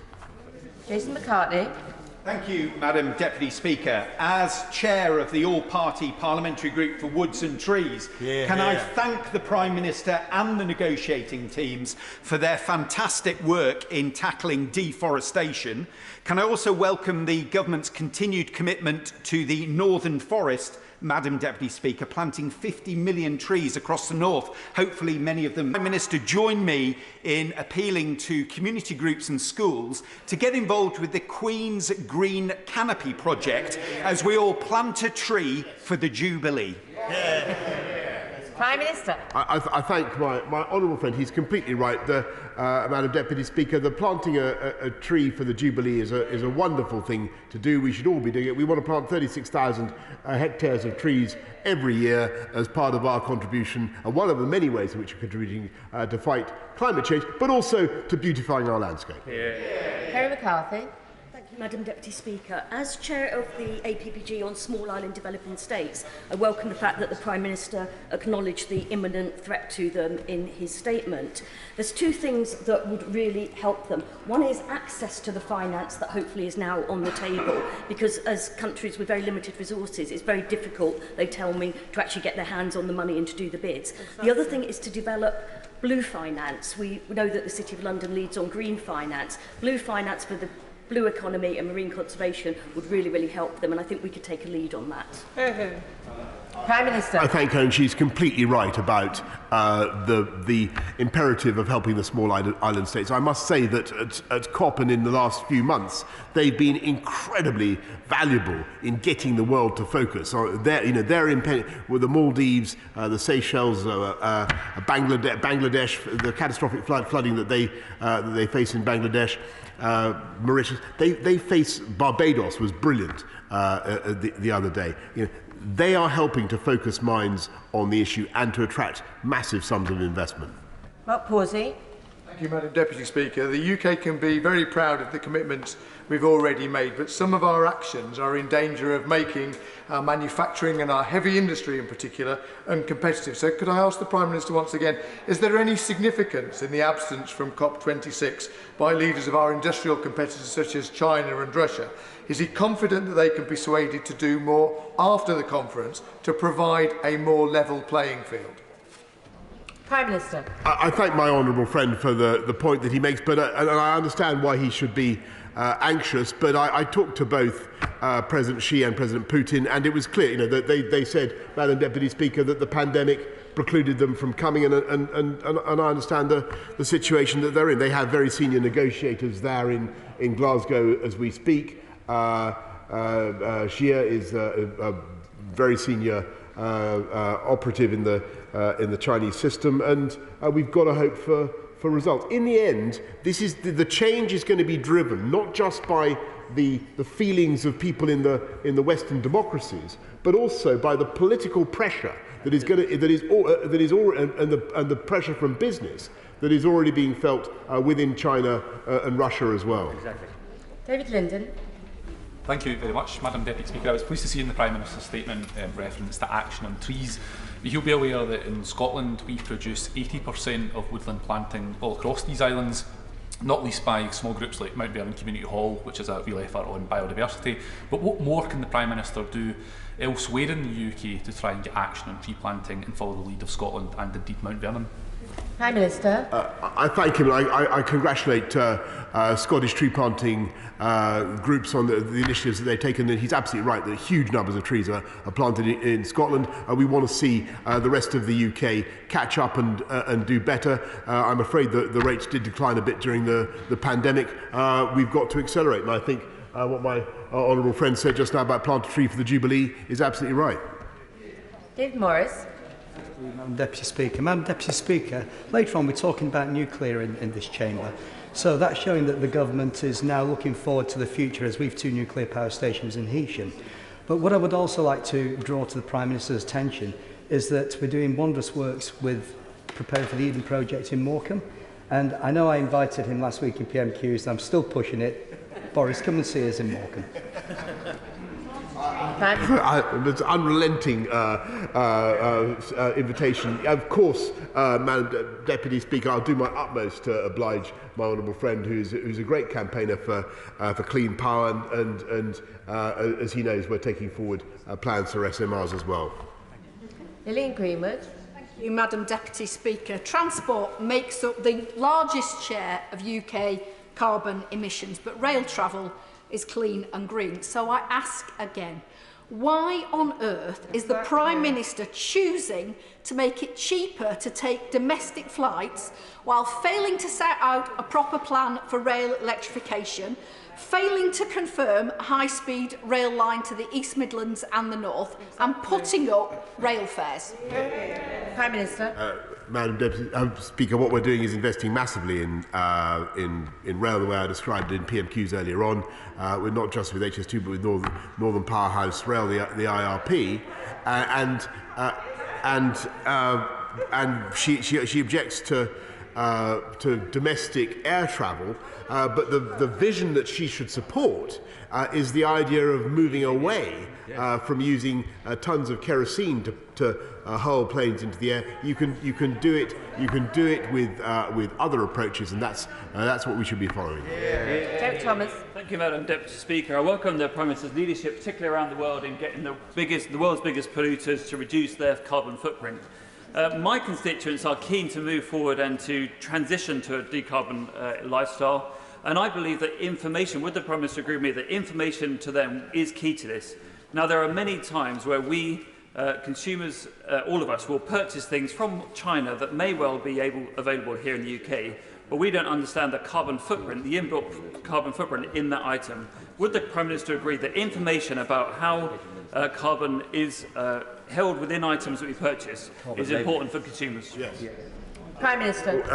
My honourable friend knows that schools in Cornwall, I've been talking, they have a fantastic understanding of what Cornwall's doing to cut carbon. The amazing projects in Cornwall. We're also making sure that in education, in classes, kids do understand the inbuilt carbon cost of the goods that they buy. Stephen Farrig. Thank you, Madam Deputy Speaker.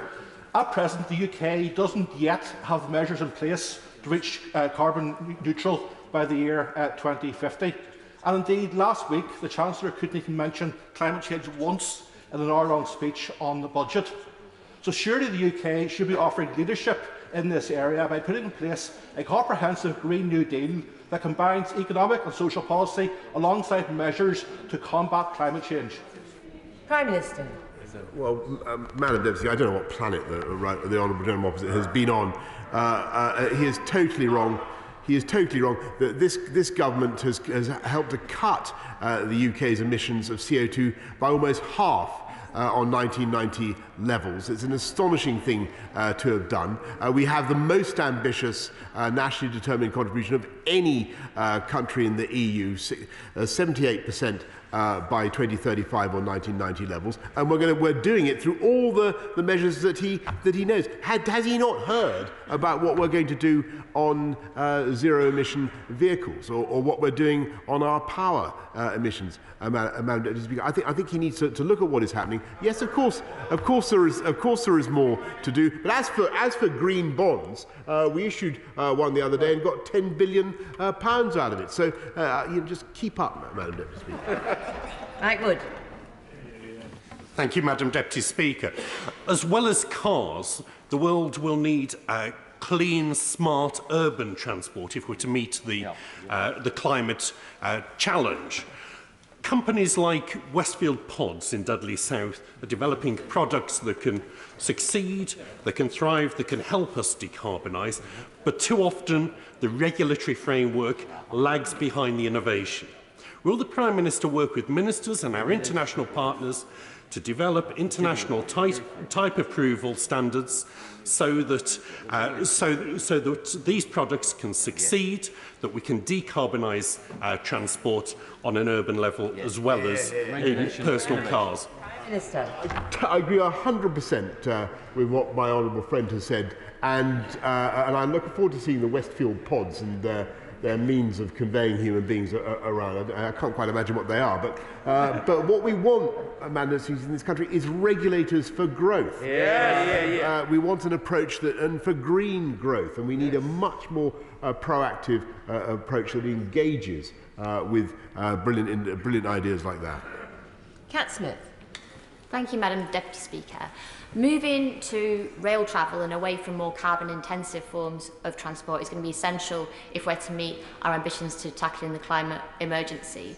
2 years ago, the Prime Minister visited Poulton and announced that it was his commitment to reopen the railway line to Fleetwood. So can he tell my Fleetwood constituents what progress he's making with that and when they can expect to catch the train from Fleetwood into the entire national rail network? Prime Minister. I think what we're doing is a general programme of beaching reversals around the country. I'll get back to her as soon as I can about what is happening in Bolton, but this is the biggest investment in rail for a century or more. Henry Smith. Thank you, Madam Deputy Speaker. An estimated 15% of global carbon emissions comes from livestock production around the world, more than all transportation put together. On the former, what discussions have been had at COP26 with our international partners on reducing that? And on the latter, also what discussions have there been in terms of the rest of the world taking the lead from the United Kingdom in terms of sustainable aviation technology? Prime Minister. Thank you. So first of all, on livestock emissions, my honourable friend is absolutely right that methane is a very powerful greenhouse gas. It does degrade quite fast, methane, so it's not as bad as CO2 in some ways, but we do need to cut methane emissions. We've committed to doing it by 30%. Agriculture is a particularly difficult problem, but there are ways of doing it, and without moving away from from livestock farming. There are things you can do with breeding and other techniques to reduce methane emissions, and we're certainly looking at that. Tony Lloyd. Thank you, Madam Deputy Speaker. The Prime Minister is right to tell the House and indeed the world how exciting these promises are on reforestation, on methane reduction. But he will also recall that 12 years ago, when the rich countries committed to $100 billion every year transfer to the poor, there was no mechanism for measuring that progress, and the world failed. Can he tell us what the legacy will be, particularly around deforestation, so that there is a proper mechanism that holds to account President Bolsonaro, the Indonesians, wherever it may be? Prime Minister. Yes, he makes a very incredibly important point, and that there are two ways of holding the governments to account, whether it's China, Brazil, Russia, or ourselves. And the first is that it's not only the governments that have signed up, but also corporations, the big commodities corporations, the big Cargill or whoever. They have agreed no longer to use products that are sourced as a result of deforestation. And consumers will hold them to account as well as governments for what they do.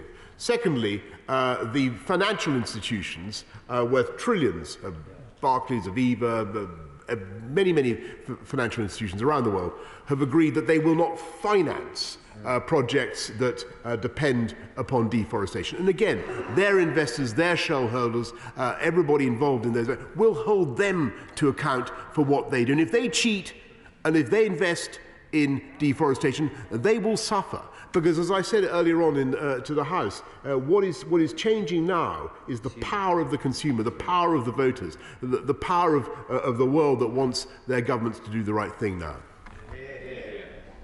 Sam Baines. Thank you, Madam Deputy Speaker. Would the Prime Minister join with me in congratulating the staff and pupils at Ysgol Dinas Bran in Llangollen, whom I visited recently, Dinas Bran, on the excellent work that they're doing in studying climate change and also making sure, working closely with the Denbighshire County Council to make sure that their school operates on a carbon neutral basis. Prime Minister.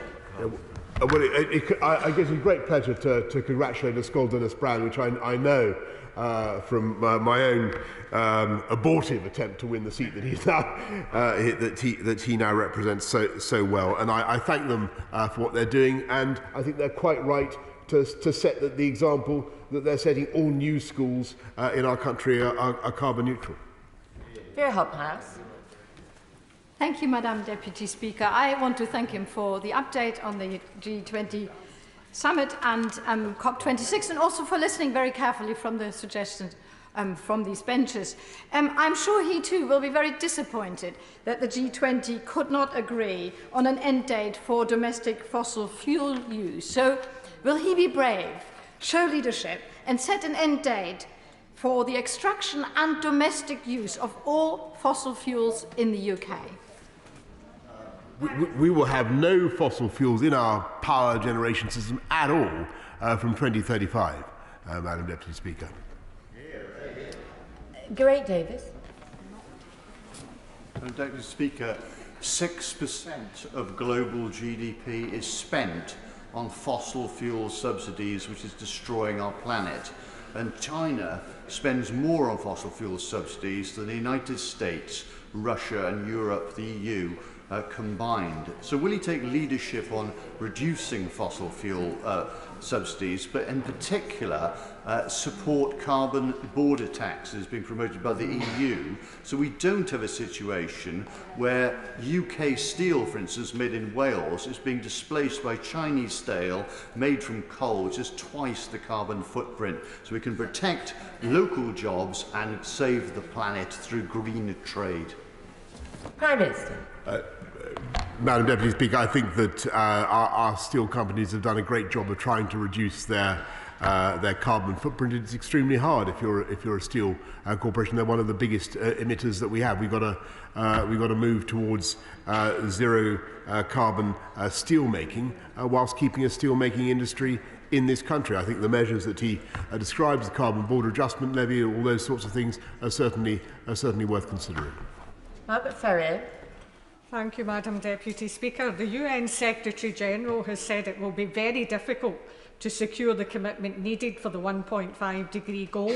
And in relation to new fossil fuel explorations, I quote, "We don't need more oil and gas." Will the Prime Minister set out what engagement his government is having with the oil and gas industries to support them in their efforts to decarbonise sustainably? Prime Minister. We talk, thank you, Madam Deputy. We talk the whole time to the oil and gas industry, which has a great history, a proud industry in this country. I believe that the future for the oil and gas industry for hydrocarbons is moving beyond the old combustion approach and towards extraction of clean power. That's the way we should be going. Justin Madders.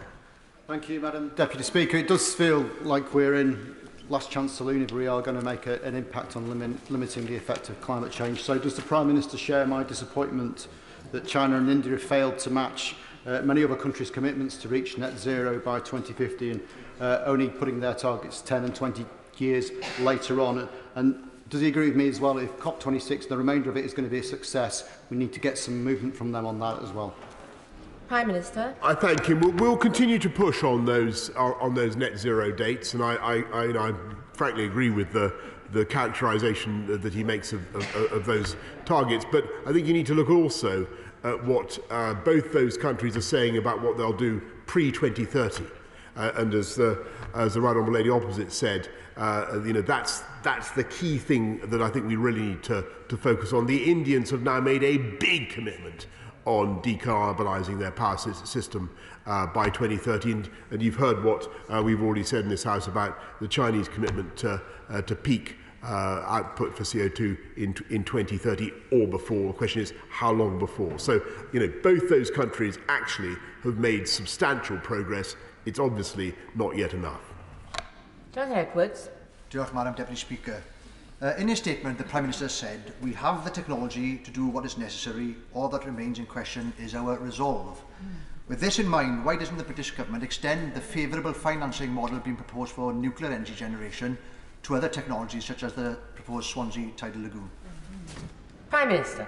I thank him very much, and as he knows, I was very attracted to the Swansea Tidal Lagoon model. It is extremely expensive for the energy it produces. I see members opposite shaking their heads. If they can produce plans that show a more economical way of doing it, then I'd be only too happy to study them. Final question, Sam Tarry. Thank you, Madam Deputy Speaker. Earlier today at COP26, young people from the group New Green Deal Rising tried to ask the Chancellor directly about why he continues to subsidise fossil fuels and the fossil fuel industry so deeply. Instead of engaging with those young people, the young people that could be the first generation to die of climate change, not of old age, he promptly banned them from attending his talk. Sorry. I wonder, Madam Deputy Speaker, whether the Prime Minister and the Chancellor could instead engage with that generation, engage with those young people and move on from greenwash towards a Green New Deal to raise Britain up and meet our climate obligations. Prime Minister. Madam Deputy Speaker, it's precisely for the sake of that generation with whom, by the way, every member of this government, I'm sure members around the House, engaged the whole time on this issue. It's precisely for their sakes that we're doing this, and I think that they are actually starting to think that we can fix this. I'm starting to think that we can fix this.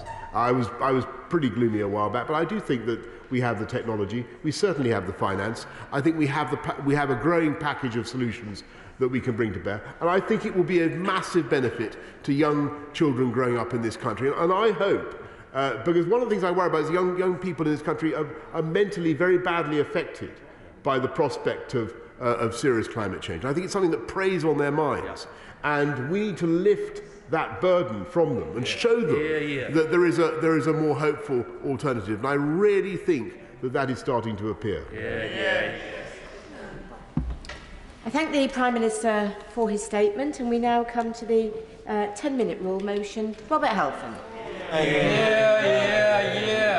Thank you, Madam Deputy Speaker. I beg to move that leave be given to bring in a bill to make provision for educational settings, including early years, schools, colleges and universities, to be classed as essential infrastructure and remain open to all students during public health and other national emergencies and for connected purposes.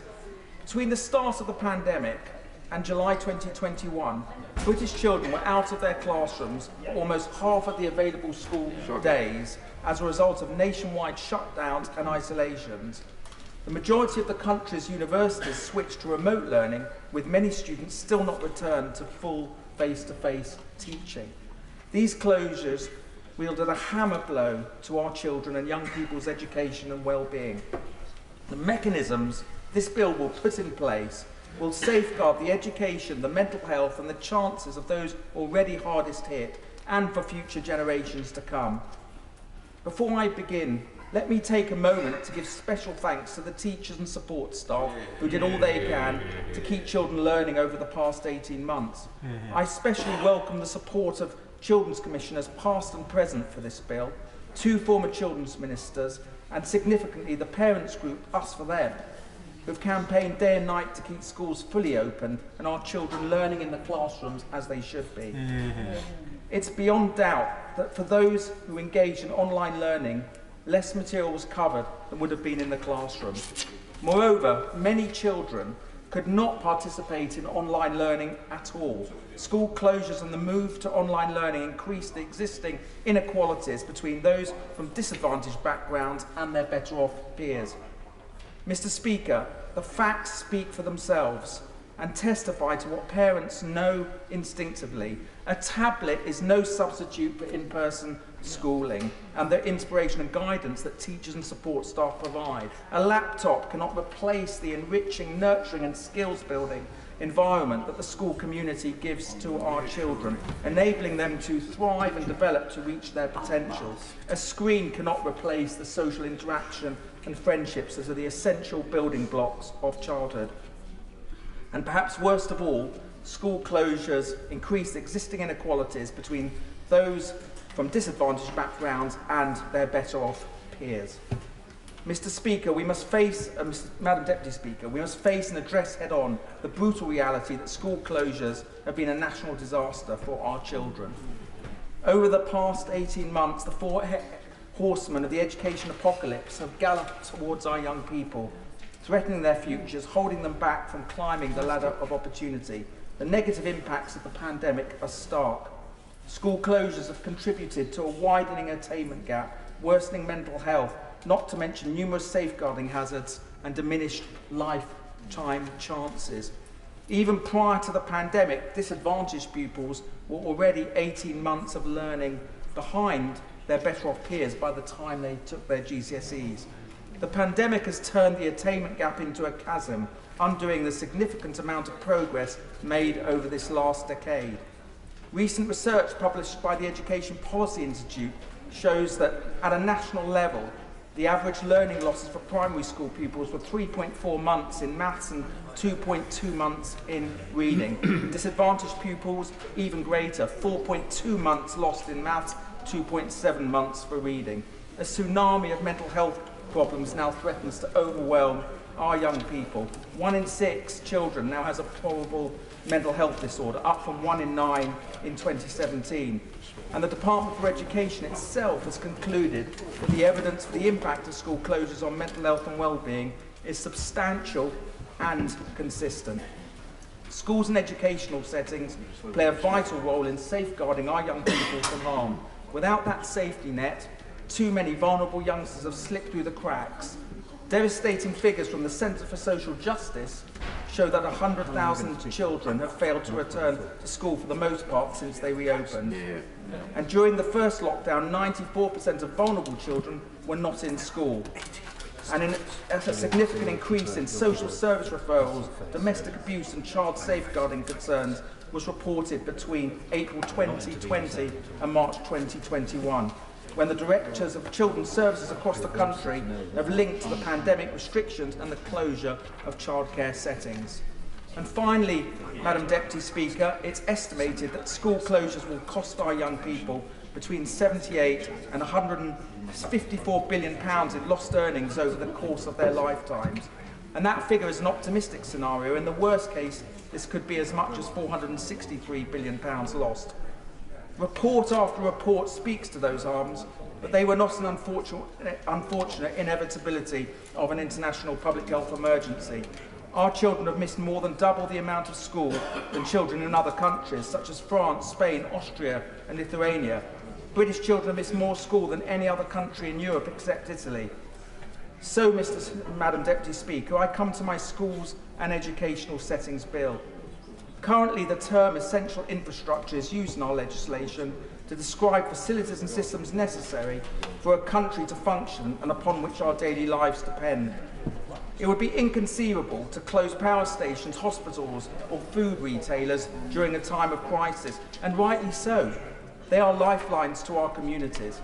But the educational devastation of the last 18 months has made it abundantly clear that for children, families and society, schools must also be seen as lifelines. In guidance issued in 2020, the government defined educational institutions as essential infrastructure, along with providers of power, healthcare and water. But despite this nominal definition, during the first and third lockdowns, schools were closed to most pupils, while other essential infrastructure remained open. It's our duty now to treat schools as essential infrastructure, not just in word, but in deed. And to that end, Madam Deputy Speaker, this bill will recognise and define educational settings as essential infrastructure in practice by enshrining in statute that we must never close our schools again, save for the most dire and exceptional circumstances. Furthermore, the bill will put in place a triple lock of protections. This will mean that before any national or regional closure, the advice of the Children's Commissioner must first be sought on whether such a closure is necessary and laid before Parliament. We rightly follow the science and advice of SAGE and the JCVI when it comes to our health, so it's very logical that we must also follow the advice provided by those with the best interests of our children at the heart of their mandate. And secondly, any proposed school closure must be debated and approved by the House. And thirdly, in the event of an agreed closure, every 3 weeks that schools remain closed, the Education Secretary must return to Parliament again, having sought the advice of the Children's Commissioner to seek its reapproval for a continued closure. This triple lock will ensure the needs and rights of children and young people are considered and upheld. It will mean that the relevant experts are consulted and their advice acted on. It will ensure that this House is fully involved and accountable for any future decisions to close school and disrupt schooling. And lastly, it will make certain that any future disruption will be tightly time limited. These measures are no less than our children deserve, Madam Deputy Speaker. Diogenes once said, "The foundation of every state is the education of its youth." We must learn from our experience over the course of the pandemic to make sure that we prioritise children's education moving forwards. We owe it to our young people to safeguard the educational futures that COVID-19 put on hold.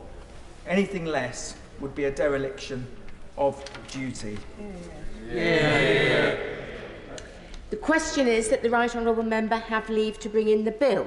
As many as are of that opinion say aye. Aye. Of the contrary, no. I think the ayes have it. The ayes have it. Who will prepare and bring in the bill? Mr. Edward Timpson, Mr. Tim Loughton, Sir Ian Duncan Smith, Mr. Christian Wakeford, Mr. Tom Hunt, Mr. Brendan Clark Smith, Mr. Greg Smith, Miss Siobhan Bailey, Miss Miriam Cates, Miss Munira Wilson, Mr. David Warburton, and myself, Madam Deputy Speaker.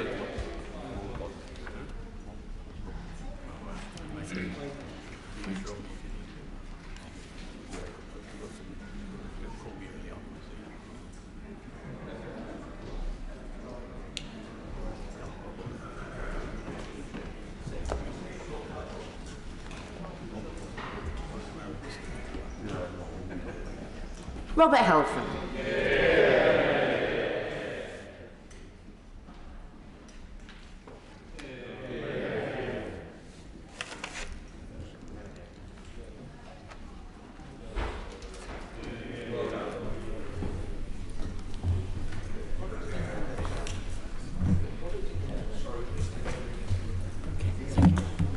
Thank you. Thanks much.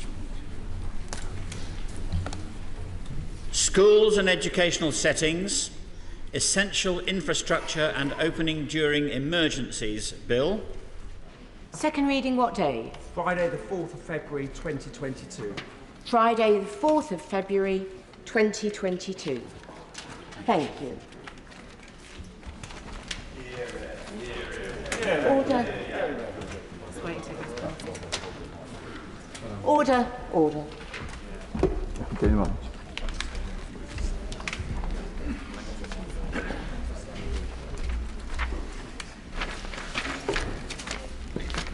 We now come to the motion relating to the Committee on Standards. Before the debate begins, I think it will be helpful to set out the procedure to be followed. The Leader of the House will move the motion. I will also allow enough time at the end of the debate to ensure the Chair of the Committee Standards has got the opportunity to respond to the debate. I have one other point to make. Honourable members are of course free to consider and, if they wish, criticise the process the House has set in place to be considered of members' conduct.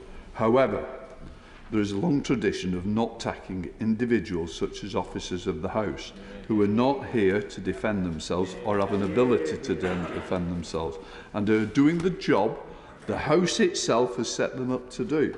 I remind the House that good temper, moderation are the characteristics of the parliamentary language.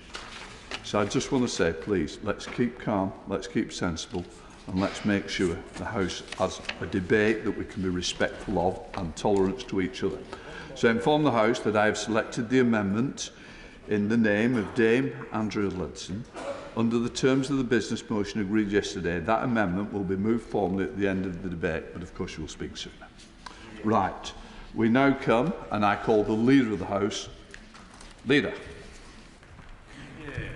Thank you, Mr. Speaker. I beg to move the motion standing in my name on the order paper. Mr. Speaker, as Leader of the House of Commons, it is important that I bring forward this motion to facilitate debate upon the report by the Committee of Standards. I have said before that members of Parliament must uphold the highest standards in public life. That is why the process for this House to consider standards infractions is of the utmost importance. It must be fair, robust, and command respect across the whole House. There must be tough and robust checks against lobbying for profit. There must be a proper process to scrutinise and, if necessary, discipline those who do not follow the rules. However, it is also my role as Leader of the House to listen to the concerns and thoughts of members across the House, which are now too numerous to ignore. Since the publication of this report, many honourable members have expressed their concern about the way in which this report was prepared, and this is evident in the amendment to the motion that has been tabled by my right honourable friend, the member for South Northamptonshire. Mr. Speaker, today I come not to defend my right honourable friend, the member for North Shropshire, but to consider the process by which he has been tried. It is not for me to judge him, others have done that, but was the process a fair one? Let justice be done, though the heavens fall. Any disciplinary process, concerned as it is with people's jobs and livelihoods, must be fair and respect basic principles of natural justice.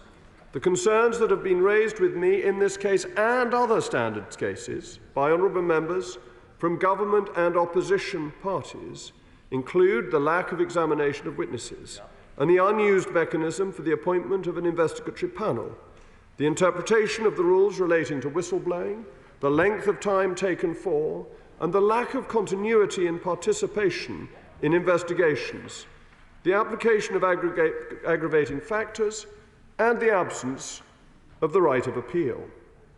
Mr. Speaker, I will of course give way to my honourable friend. I'm very grateful. He refers to the lack of appeal point, which I've heard on a number of occasions on this matter. Isn't the oversight of the Committee on Standards, or indeed the judgment of this House, both effective appeal processes in this matter? Mr. Speaker, the committee is clearly not an appeal process because it is the committee's report that comes before us. It is not the Commissioner's report, and the Commissioner is the advisor to the committee, supervised by the committee.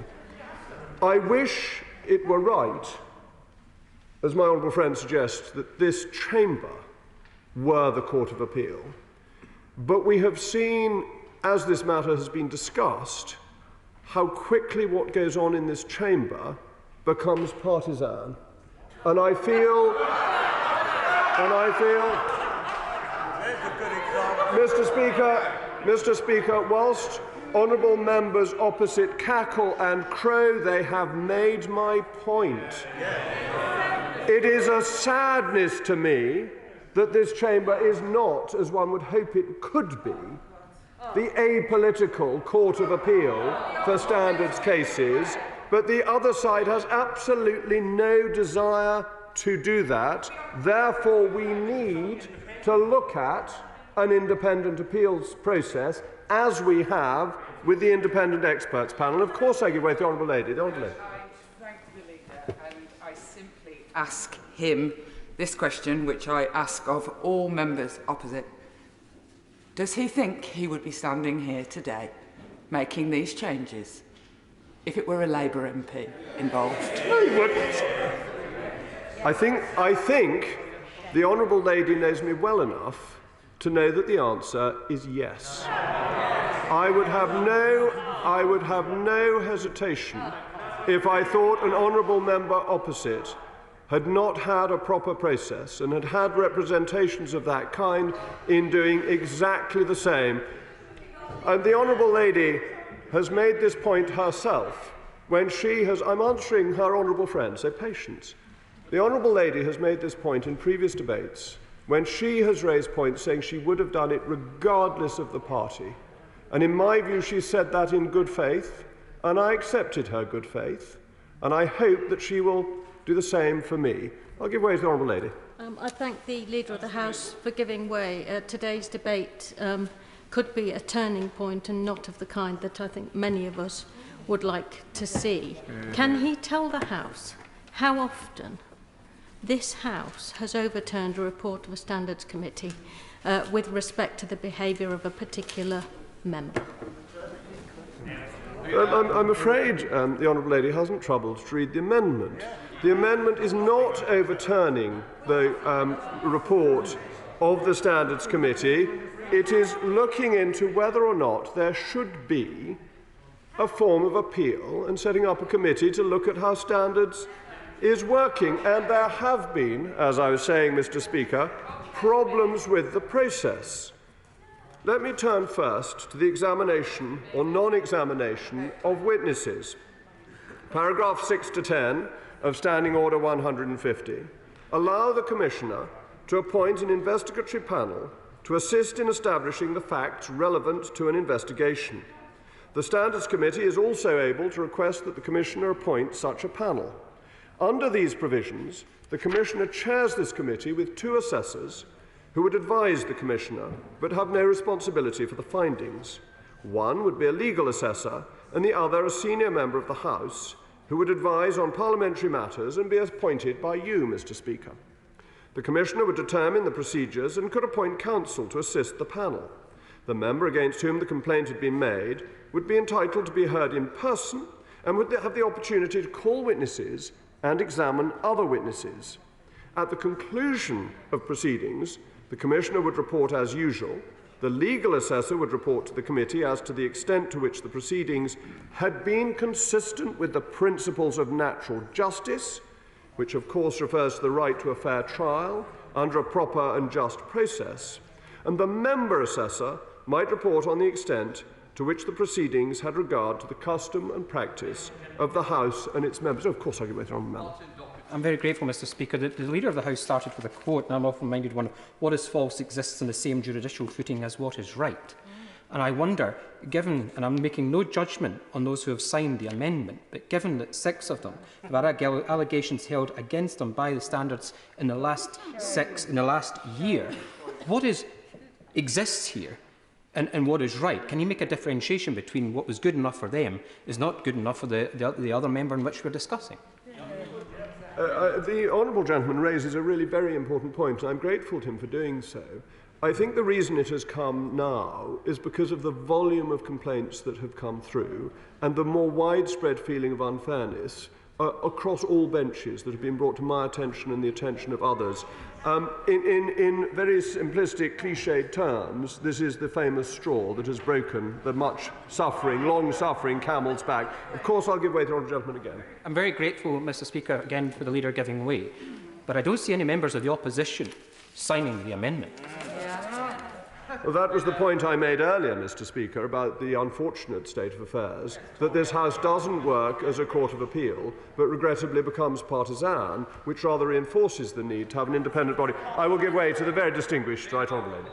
I thank the Right Honourable Member for giving way, and I would say that I'm certainly getting up, and I know many members on this side of the House are getting up not in a partisan way, but because we care about the integrity and the reputation of the House and our democracy. Can I just say to the Honourable Member, I have absolutely no personal in fact, I have a lot of personal empathy with the individual who is subject to our debate today and the terrible personal circumstances that he faces. But the matter has been considered twice in two separate stages in a procedure that is well known in this House. And the allegation is incredibly serious. The allegation is that the Right Honourable Member used his position of trust as a Member of Parliament and abused that for personal gain. It would be terrible, absolutely terrible for our democracy, I say to the Leader, if we do not take those decisions that have been unanimously agreed and endorse them in this House today. We bring into danger the real trust in our democracy and the integrity of this House. The Right Honourable Lady says that this has been looked at, and it has, but there has been no form of appeal, and many of the aspects of it have been contested. I'll give way to the Honourable Lady. The Leader of the House for giving way, and I will confess, obviously, as a 2019 intake, December will mark 2 years since I've been here, so I don't know the rules and regulations inside out. But would the Speaker, Mr Speaker, would you agree that the rules on advocacy, paid advocacy, have been banned from this House since 1695? Yeah. So why is it that this government seems to appear to be bending the rules when it suits them? Yeah. Mr Speaker, because the rules are not being treated in that way. The exemption exists for whistleblowing, which I will come into. The honourable gentleman also wanted to intervene. Thank you very much to the Leader for giving way. I think we need to widen this out. People out there believe the government's attempt to rewrite the rules looks dodgy. And the reason they believe it looks dodgy is because it is dodgy. It's a plan to cover up the kind of corruption we've seen throughout the COVID crisis. Polls show that the population believes that this government is corrupt. I'm afraid they're correct. It's the most corrupt government in modern history. So unless the government changed its behaviour, won't it be doing further permanent damage to our democracy and people's belief in our democracy? Mr Speaker, I am as always grateful to the honourable gentleman. He proves my point that the parties espoused from the other side about being non-partisan are always undermined by the honourable gentleman, who is the very epitome, the acme of partisanship. I wave my honourable friend. I'm very grateful to my right honourable friend. Isn't the plain truth that if the amendment passes today, our right honourable friend could actually find himself in an even worse position when he's further condemned by an appeals process which could find against him? The honourable gentleman is absolutely right, and I see my honourable friend, the member for Stone, wishes to intervene. My right honourable friend was interrupted in the course of his speech by an intervention, and he was about to say something regarding question of contested cases, which is right at the heart of this issue. because report after report, including the Joint Committee on Privilege, has said that in such cases, criteria for fairness has to be applied. This investigatory panel, as he so adequately stated, does provide for such a state of affairs. It was not applied by the committee in this case. I'm grateful to my honourable friend who makes a point that I'm going to make in slightly more detail, but I will give way to the honourable gentleman. Thank the Leader of the House for giving way. Would he also accept that the report itself says, in its towards its conclusion, that the paid advocacy and the exceptions that there are open to interpretation? And that being the case, and there are two different interpretations here, that being the case, surely the difference of interpretation should be open to some appeal. The honourable gentleman is absolutely right, and this is one of the key things that the committee will be asked to look at, to see if it can clarify the interpretation on the exemption, on the whistleblowing exemption. But let me return to Standing Order 150, which appears to provide a mechanism for the investigation of contentious cases, which respects natural justice, ensures that legal counsel is appointed, appropriate for what is ultimately a quasi-judicial process, and introduces significant checks and balances into the investigation, such as the appointment of a separate member by the Speaker to act as an assessor, and the right of the member being investigated to call witnesses and be able to examine other witnesses, rather than leaving this to the discretion of the Commissioner. In a case where so many witnesses and where so many members have made their concerns known, it is unfortunate that the Commissioner did not appoint such a panel. Indeed, the Standards Commission and Committee have never opted to use this mechanism, despite many contentious cases before them. Of course, I'll give way to my old friend. I'm very grateful to my right honourable friend for giving way on that point, because some 17 individuals have come forward saying that they wish to give oral evidence, and it was refused that they could do so. And is not the point, whether or not someone is guilty or not of paid advocacy, that there must be justice and that justice must be seen to be done? And in this case, many right-minded people will say justice has not been seen to be done. Thank you, Mr. Speaker. I'm sure that the committee we are setting up will want to consider the appearance of witnesses and whether that ought to be a fundamental right of people accused of serious cases. Of course, I'll give way to Chairman Sands. I'm very grateful. I just, if it's all right, I just want to respond directly to the point that's just been made. It is. Let me hear what he's got to say before we make a judgment. Here. Sorry, I'm sorry. I want Mr. Bryant. Intervene on me, but he can't intervene on a point made by the honourable gentleman. Let me help. It's not going to be direct. I think it's direct to the point that was made to you. I think, Leader, we can dance round a pinhead, but that's not going to be helpful in a very important debate today. Chris Bryant. I just wanted to make a very simple point, which is that we reviewed and read all the witness statements. Nobody asked to make an oral witness statement to us. Exactly. It is perfectly normal in most workplaces in this country. As a senior High Court, retired High Court judge confirmed to me yesterday, for witness statements to be read and considered and not necessarily questioned or cross-examined. We did a perfectly normal, fair hearing for the honourable member. We considered all the witness statements and we published them. Thank you, Mr. Speaker. I mean, the point is that there was this facility to set up an investigatory panel which was not used, which would have been able to see all the witnesses that my right honourable friend wanted. Now, as I was pointing out, I'll give away the second time and then I'll come to I really am very grateful for his giving away a second time. Really, isn't the point of natural justice in this country the ability to cross-examine witnesses? And is it not the case that written evidence is not the sort of evidence that can be cross-examined? Mr. Speaker, my honourable friend has made a mini-speech very pithily. I give way to my honourable friend. I'm most grateful to my right honourable friend for giving way. Once again, we're seeing this become partisan, and we're examining the cases of the individual. But for me, the key thing that's not right is that even the Commissioner is in an impossible position, and therefore we desperately need to reform a system that puts the staff in that place. I'm grateful to my honourable friend because that helps me get back to the point around process. and the 2015 Standards Committee report into the Standards System in the House of Commons, which noted that the provisions relating to the panel had never been invoked and questioned why the investigatory panel was necessary and recommended that the provisions be reviewed. However, the House never chose to remove these provisions. This was an active mechanism open to the Commissioner and the Committee, which they decided not to use. It is the Government's belief that it is right to allow the House to revisit whether, to ensure natural justice, our procedures should be changed to give Members of Parliament the same or similar rights as applies to those subject to investigations of alleged misconduct in other workplaces and professions, including the right of examination of witnesses. Turning to my right honourable friend's amendment, the Select Committee could consider, for example... Well, yes, all right, I'll give way. Can I just add that anybody who is complaining about the amendment in front of the House this afternoon is complaining about the procedures of this House as they exist in respect of standards cases.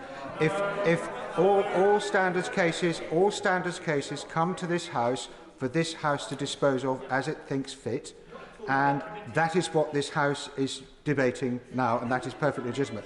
And the reason why the mechanism he refers to has never been used is because, unlike what was recommended by the Committee on Standards in Public Life, it's the Commissioner that would chair that panel.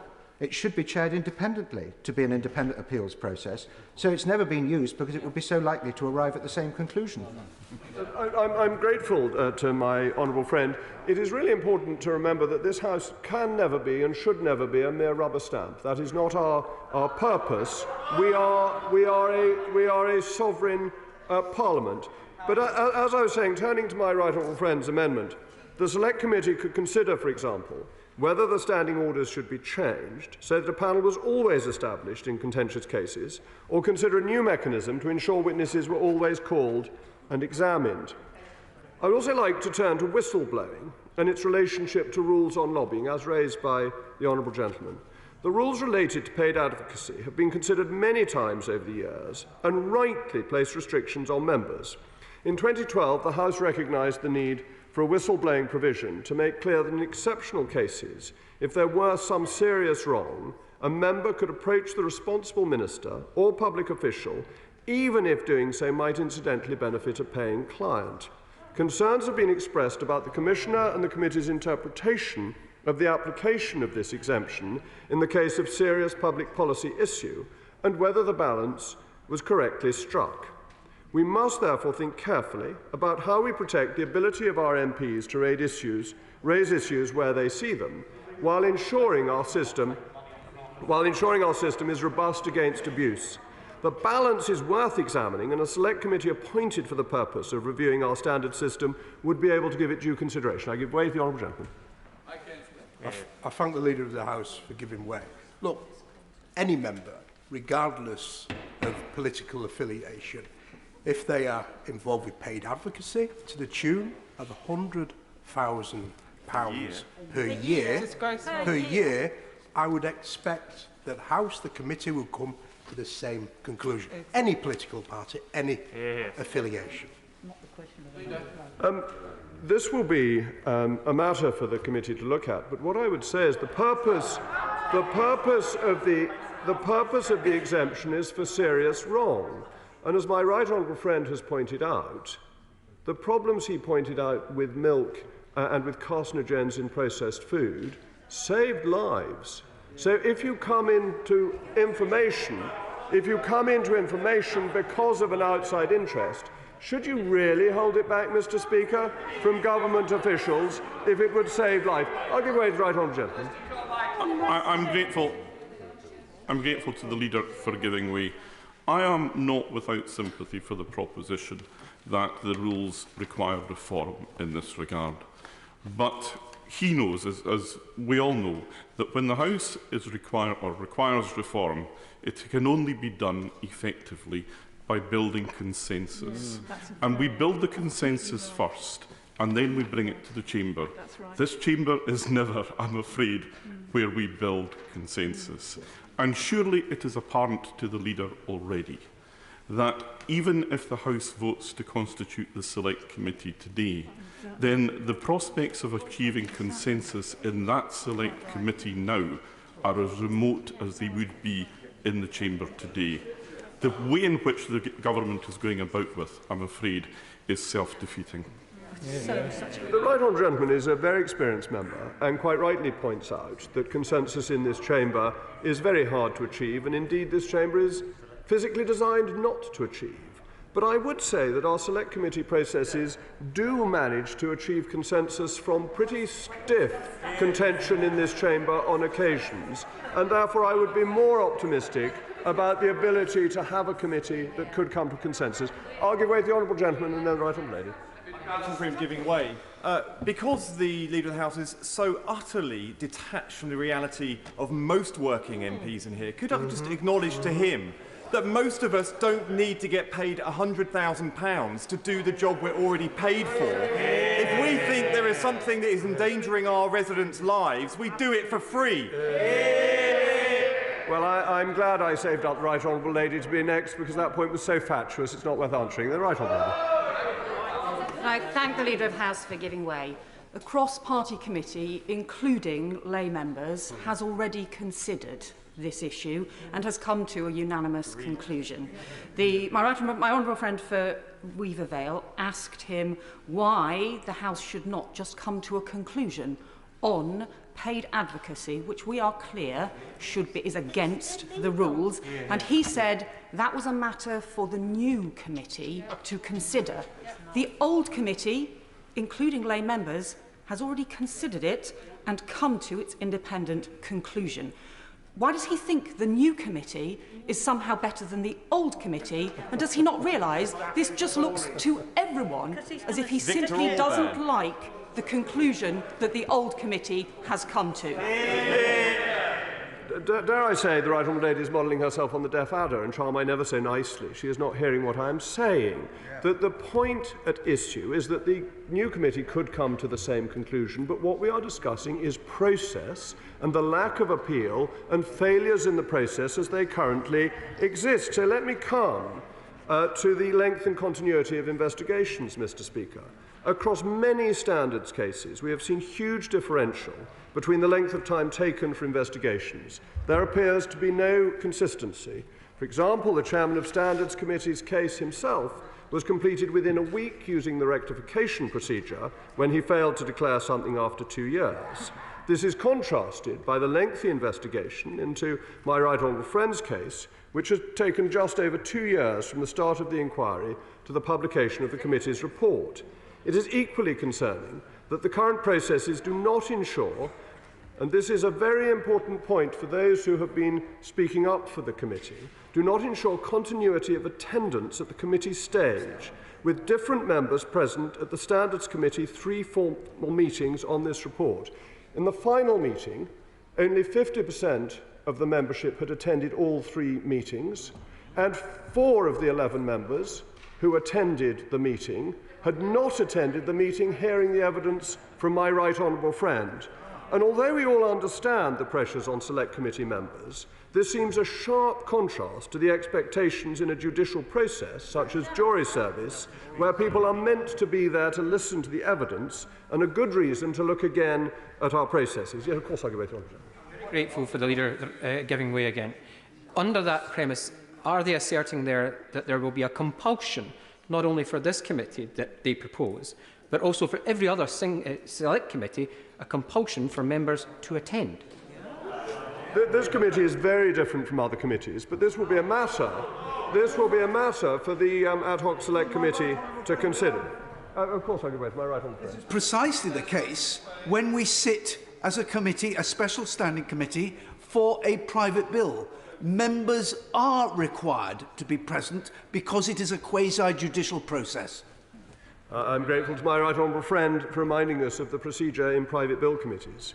The Committee on Standards has itself noted that long investigations are undesirable, place the member concerned under considerable strain, and should be conducted as expeditiously as possible, so long as rigour and fairness are not compromised. In fact, it is itself examining the length of recent investigations and adjudications as part of its inquiry into the Code of Conduct to see if further steps can be taken. The Honourable Lady chunters that I have taken a third of the debate. That's because people like her intervened. And either I answer people's questions or they just get a monologue. It is better, I think, to have a proper debate. Of course, I give way to the Honourable Gentleman.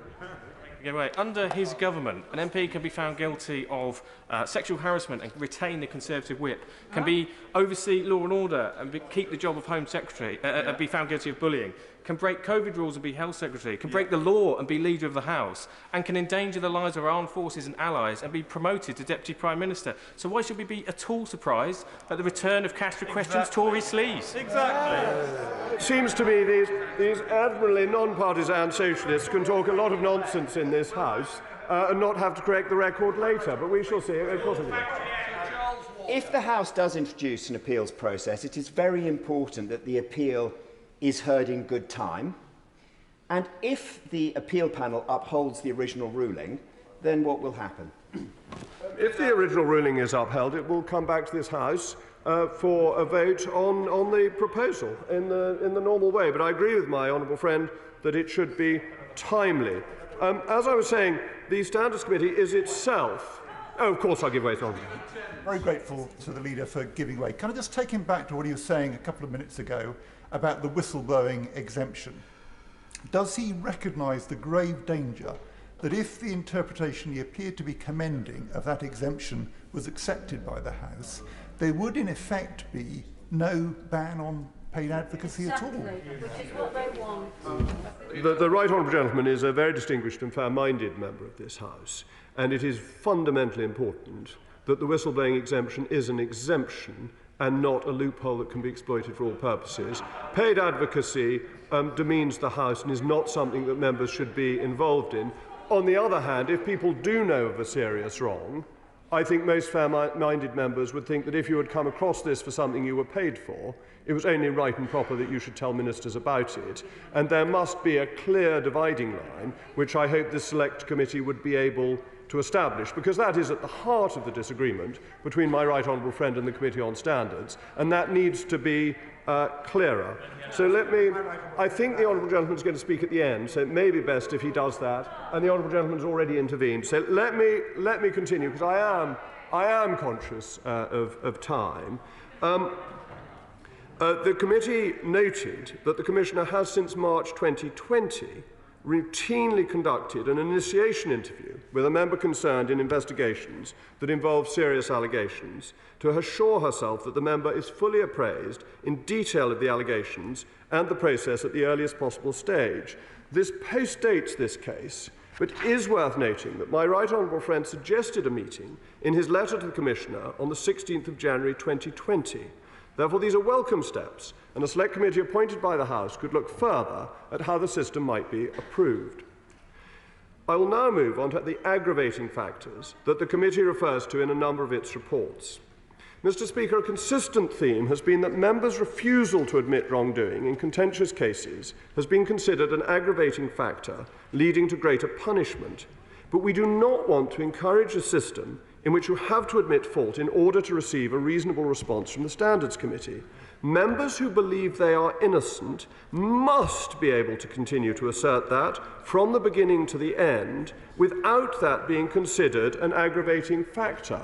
Plea bargaining is not part of our system. Expectation of self-denunciation is not where we want to get to. We do not want struggle sessions, though the opposition may like struggle sessions, in order to receive more lenient sanctions. We saw examples of this recently, with a member considered to have a higher degree of culpability because he did not accept the judgment of the committee and commissioner on his correspondence with the judiciary, and also my right honourable friend, the member for Rayleigh-Wickford, whose punishment for the arguably innocuous and legitimate act of writing to Michel Barnier after his request for the views of MPs was shortened and not brought to the floor of the House on the condition he admitted wrongdoing. This is a concerning theme in these investigations which clearly warrants greater review. But perhaps the most critical point to emerge in concerns expressed by members is the question of a right to appeal. I consider this right to be fundamental to the provision of justice, which is regrettably not genuinely provided by the matter coming to the floor of this House, a regrettableness which has been reinforced by the conduct of this debate so far. I would observe that in the House of Lords there is an appeal process that provides the member concerned, the noble lord concerned, has a right of appeal to the Conduct Committee against the Commissioner's findings and any recommended sanction. Having considered any appeal, the Conduct Committee, having agreed an appropriate sanction, reports its conclusions to the House, which has the final decision on the sanction. This is why I support the amendment in the name of my right honourable friend, the member for South Northamptonshire. It will set up a select committee to review the standards process and consider whether members should be afforded the same or similar rights as applies to those subject to investigations of alleged misconduct in other workplaces and professions, including the right of appeal, and to make recommendations for reform. The committee will, therefore, be able to recommend setting up an appeals mechanism and other changes to increase confidence. It will also be able to consider whether the case against my right honourable friend, the member for North Shropshire, should be reviewed and with the benefit of any new appeals mechanism, or whether the Standards Committee report should be considered by the House. It will be a method by which we can reset a process that has lost the confidence of many members of this House. Let me be clear, Mr. Speaker. The new committee will not be the judge, jury and executioner in this case. It is time-limited and established for the particular purpose of recommending improvements to the standard system for the House to consider. For example, following the committee's work in relation to this report, it is entirely possible that a reform process, including any new appeal mechanism, may conclude that this initial report and sanction was entirely correct. This complex case still demands proper consideration, and the Select Committee in no way would predetermine that. I'll give way to the Honourable Lady.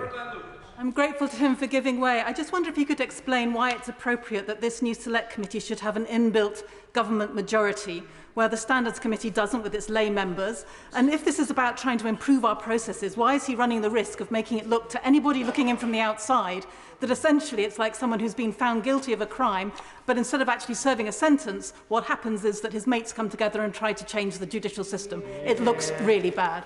It does.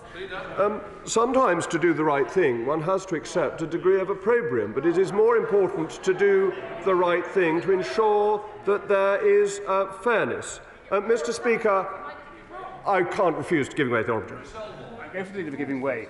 So can you explain to the House why it is in all other Select Committee positions members of this House vote for the chair? Why is it on this occasion that he has decided to appoint a chair and then still call it a Select Committee? It's not true that all the posts are elected. The chairman of the European Scrutiny Committee is, for example, not elected. So the honourable gentleman who's on the Procedure Committee really ought to know better and know the details of the composition of select committees of this House. Mr. Speaker, I would like to turn briefly to a letter sent to me yesterday by union representatives about the importance. Mr. Speaker, we've only got an hour and a half to discuss this. This was time that the government gave us to discuss this. There's huge interest in this debate. Is there anything that you could do to encourage the Leader of the House to wind up his remarks? What I would say is I think the Leader just said he's coming to his conclusion very clearly. Leader. Mr. Speaker, thank you for your ruling. It is always a balance in this House as to whether one tries to answer as many questions as possible, which is, I think, the better way of conducting the debate. A letter sent to me yesterday by union representatives about the importance of maintaining independent and impartial investigations into misconduct.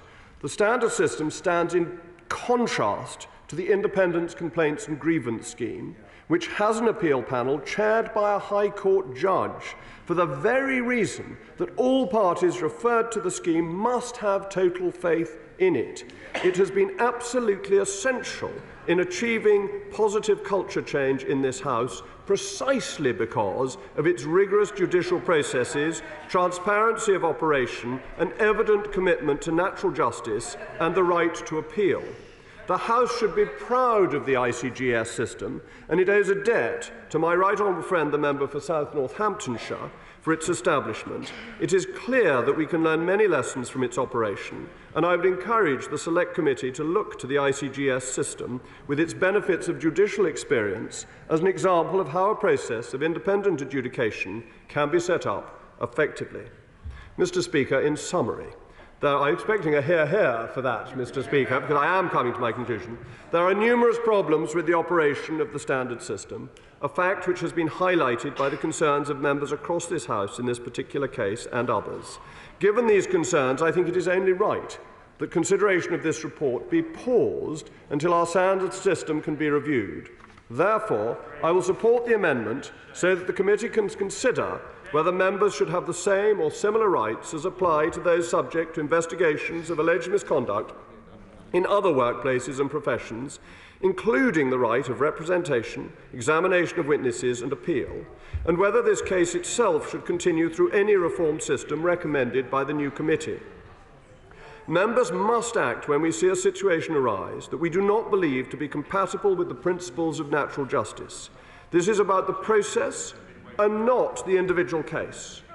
But how can one not consider the great sorrow my right honourable friend has suffered when considering this report?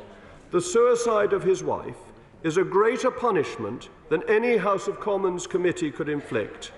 And as we all know, the quality of mercy is not strained. It droppeth as the gentle rain from heaven upon the place beneath. It is twice blessed. It blesses him that gives and him that takes. It is in this way that the House should consider this case, and standards more widely. The system must provide justice, tempered by mercy, for mercy is essential to justice. The question is the motion on standards as on the order paper. I now call Shadow Leader of the House, Thangham Debonair. Angela Riedel. Thank you, Mr. Speaker. On a point of order, the Leader of the House appears to have spent his entire time supporting the amendment and not actually moved the motion that he was actually meant to be moving. I think the leader did move it, but I do agree that it was a variation of what's gone on. But I think what I want to do is actually get the Shadow Leader of the House to actually put the other case now. Thank you, Mr. Speaker. It gives me no pleasure to be standing up here responding to a standards motion, although I do feel now that what I'm responding to is the right honourable gentleman proposing the amendment rather than the motion. First of all, I'd like to place on record my sincere thanks to the Standards Commissioner and her team, not only for their diligent work in carrying out this inquiry, but for all the other work that they do to actively promote high standards across this House. I would like to thank my honourable friend for the Rhondda, who is the committee chair, and all the other committee members who contributed to this thorough investigation. Mr. Speaker, since 1695 there have been rules on paid advocacy. A motion passed on the 2nd of May 1695, and I quote, said that the offer of any money or other advantage to any member of Parliament for the promotion of any matter whatsoever in Parliament is a high crime and misdemeanour. And Mr. Speaker, if today the amendment passes, or if the motion falls entirely, it sends the message that when we don't like the rules, we just break the rules. When someone breaks the rules, we just change the rules. To paraphrase my right honourable friend, the Deputy Leader of the Labour Party, who said that better than me earlier today, it turns the clock back to before 1695. Mr. Speaker, that wasn't acceptable then, it isn't acceptable now. I'm happy to give way. I thank my right honourable friend for giving way.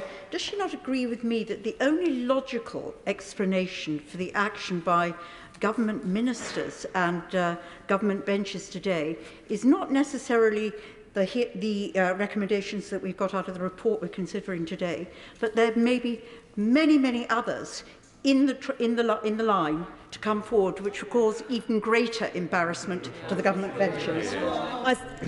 I thank my right honourable friend, a distinguished member of this House, for raising that point. It's hard to work out why this is happening. And I'm just going to skip ahead, actually, to a later point in my speech. Mr Speaker, the Leader of the House, as you know, stands up in front of us every week. If he'd wanted a debate on changing the rules, on changing the system, he has that opportunity every single week. And I've yet to hear him say it until today, when we are considering a live case. And in this case, the committee concluded, and I used their words, not mine, this was an egregious case of paid advocacy, that the Right Honourable Member for North Shropshire repeatedly used his privileged position to benefit two companies for whom he was a paid consultant, and that this has brought the House into disrepute. Mr Speaker, a lot has been said in the media about the standards process over the last week, but since 1695 this House has only ever strengthened the system. The House of Commons Library and the appendix to the Code of Conduct can provide a timeline and details to any member opposite who seeks to be interested in that. But the introduction of a House of Commons Standards Commissioner in 1995, the Individual Standards Committee in 2013, they were key features of strengthening the system. It has worked well. It has gone a long way to restoring public trust in this House. It is vital that the integrity of the standards system is maintained. In fact, the Committee on Standards in Public Life recommended just this week that the system needs to be strengthened, not weakened. But no, MPs opposite seem to want to rip up the entire system. Our committees, cross-party, carry out their inquiries independently of influence from this House, and that must continue to be the case. Because, Mr Speaker, all of us are expected under the Code of Conduct to adhere to the ethical standards of the 7 principles of public life, and it seems to me that some members opposite need a reminder that they are selflessness, integrity, objectivity, accountability, openness, honesty and leadership. That expectation is good for us all. If someone in this place falls short, there has to be a system in place to hold MPs and other public officials to account. It is our standard system. It is a standard system that our Parliament voted on and approved, and just changing the system when somebody doesn't like a result is not acceptable. If the government wishes to debate the merits of the standard system, as I said, the Leader of the House can get up tomorrow and schedule time to do so. Members opposite who have signed the amendment, some of them are chairs of House committees that have roles in which they could have initiated reviews or made proposals. They did not. Today, and I hate to have to remind the right honourable gentleman, there's a motion before us that's out about a report and its recommendations. Now, it's absolutely in order for backbenchers to put down an amendment. It is quite astonishing that the government seems to have endorsed and whipped it. Tory MPs have been shamefully backed, it seems, by their own government, hijacking this debate, which should have been about endorsing a committee report. The government is sending the message that paid advocacy, MPs selling their offices, their position as an elected representative, that it's fine to do that. And I'm afraid that some, including members opposite, are claiming, including today from the dispatch box, that this is a process without an appeal. But, Mr Speaker, the Commissioner reviews the cases, makes recommendations and refers these to the Standards Committee, which is cross-party, a majority of members from the opposite benches, as well as lay members with expertise. They decide whether to approve these or not, and we then debate and vote on them. Now, as I understand it, correct me if I'm wrong, the right honourable gentleman had access to legal representation. His character witnesses are in the report, duly considered, and as some of my colleagues have pointed out to me, if everybody who wanted to give oral evidence to a court of law was just accepted, where would that get us? Is that really what we're saying? That there should be a system, if I want to give evidence means I get to say what I like. Mr Speaker, the committee process is in effect a process of appeal. The committee upheld the Commissioner's report and recommendations, and so must this House, for the public to maintain their trust in us. It is crucial that our independent standards procedure is not undermined, or worse still, systematically dismantled altogether, which I fear is happening now. I ask the Leader, is that what he wants his political legacy to be? Yeah. Undermining Parliament? Our MPs, even further? Does he understand fully the potential consequences of doing this? Standards are important. They matter. The Commissioner and the committee took careful consideration of a very large amount of evidence. It took a long time to read, and I strongly suspect there are some members who did not read it. They recommended the sanction on the motion before us. It would be extraordinary for this House to overturn this independent cross-party recommendation. I hate to remind the right honourable gentleman, but just last month, members opposite said that they couldn't possibly support retrospective rule change. And yet, here we are, in the middle of a case, Tory MPs, and yes, I am going to state that, there are only Tory MPs on this amendment that is trying to change the rules. It is a serious case of paid advocacy against rules that are clearly set out. Public expects us to abide by these rules rightly and to be held to account. We must vote to do so today. We cannot have a return to the, yes, Tory sleaze of the 1990s. Members and the public will remember Cash for Questions. They will remember those Tory scandals of the 1990s. And Mr. Speaker, this Tory dilution of a standards procedure sends a terrible message to the public, to our constituents. But it is one rule for certain MPs and another for everyone else. The enduring damage that this would do to Parliament's reputation is something that none of us should be prepared to consider. Iron of the House, Sir Peter Bottomley. Mr. Speaker, I don't think anyone enjoys taking part in this debate. Were the government's motion to be considered unamended, I would vote for it. Had the Second Amendment been called, I would vote for it. I won't vote for the First Amendment. I was on the Standards Committee up to 2003 when I withdrew on a point of practice rather than principle that the House, the Speaker and the then Labour government had not supported Elizabeth Filkin. I'm not going to change my practice now. I'm one of the people, probably like most people in this House, who've read the full report. I've read what the Chief Vet said about the milk allegation. I've read what my right honourable friend has said, and to whom I join in passing sympathy for what's happened in his life. I recognise that the involvement of Randox with Aintree and with him and his wife's role at Aintree means that he would be close to a business. And I recognise that much of what he said was uncontested by the Commissioner and by the Standards Committee. The issue is whether he would have done better, as I think was possibly indicated by my right honourable friend, the Prime Minister, in Prime Minister's questions, to have said he held one view, the Commissioner and the Committee held another.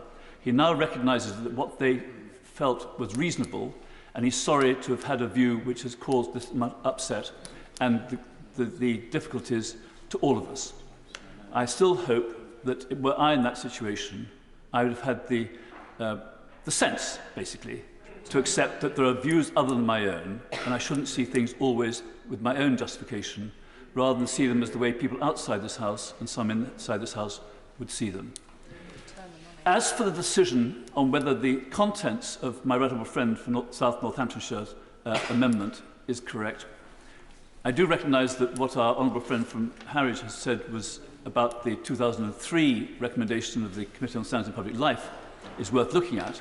But that was 18 years ago, and if there was a serious problem, it should have been brought back by them, or considered by the House, or by senior members of this House during the last 18 years.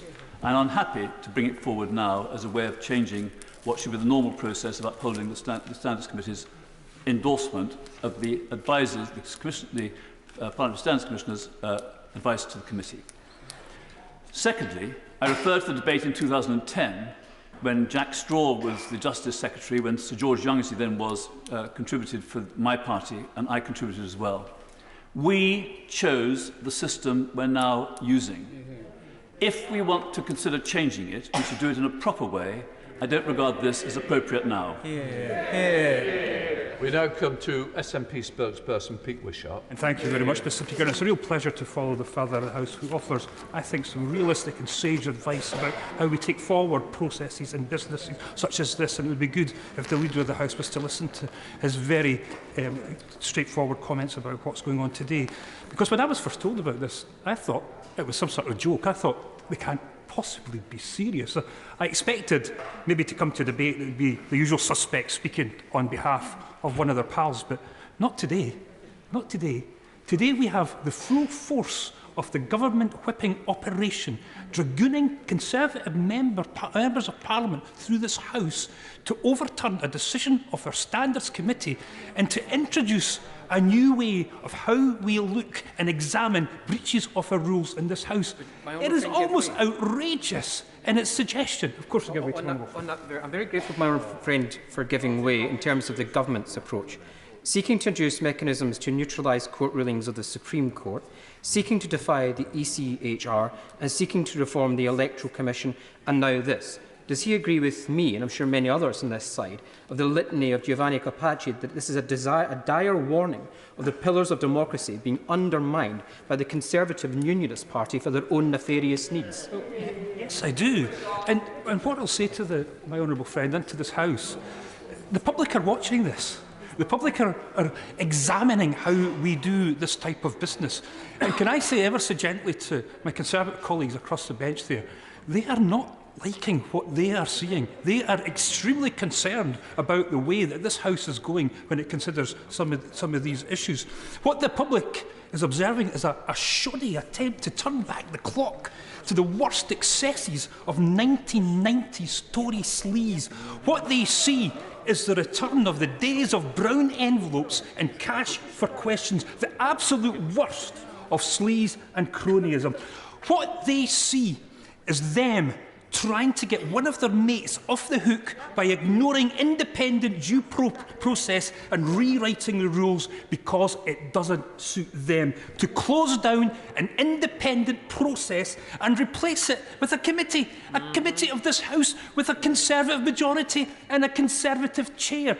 Let's get rid of all independent process and just have them adjudicate on everything. Why don't we get the Executive Committee, the 1922 Committee, to maybe replace the whole of the judicial system across the UK? Why don't we get, if a Conservative supporter is found guilty of any offence, get a committee set up to reconsider that verdict and have a look at it once again? That's the type of realms of possibility we are getting into this. Now, I don't care if this place seems as sleaze-ridden and crony-ridden as it wants to be. In fact, it does me good if people from Scotland are watching and observing this place, descending into the midden that we know it can become. It serves my purpose to actually see and do that. But is that what they want to do? Is that what they want to do with this House? So to so debase and degrade the way that we do things that the public will start to look on this place with nothing other than utter contempt. And let's just remind ourselves about what the Standards Committee found. They found that the Right Honourable Member broke multiple rules when he lobbied the government on behalf of Rendox and Lynn's Country Food.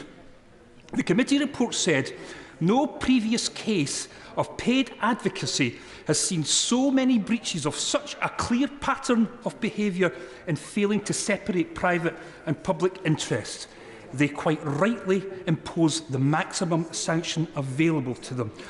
What they now want to do is to overthrow that verdict of this independent committee and to have the matter determined by a committee with a Conservative chair and a Conservative majority.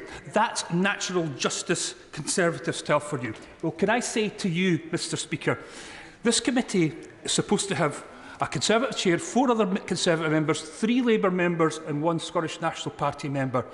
The Scottish National Party will not serve on any kangaroo court designed and determined by this party in order to do away with their independent process for looking at the breach of the rules. And God knows what Catherine Stone must be making of this. She has every right and every entitlement to walk right away from all this, to have nothing further to do with this House that now attempts to change the rules midway through the process. And the Shadow Leader of the House is absolutely right. We were only told a couple of weeks ago that we couldn't change the rules retrospectively, but here we are in the middle of considering a standards report, and that's exactly what we're doing. What a way to do a business. What a shoddy return to the days of Tory sleaze. What a way to reduce this House into the absolute shambles that it is. Today, Tory MPs have been instructed by their whips to vote for this. And we're doing this without any scrutiny or consideration about how these rules are rewritten. If the Leader of the House wants us to look at how we approach these things in the future, bring a debate. It's not just 90 minutes where he took up half the time to debate. Nobody's got an opportunity to come in and say anything. Do it properly. Why are we doing this when we're considering a standards report? So we won't take place in this, Madam Mr Speaker. We will have nothing to do with it, and I hope the Labour Party don't take their places on this committee either.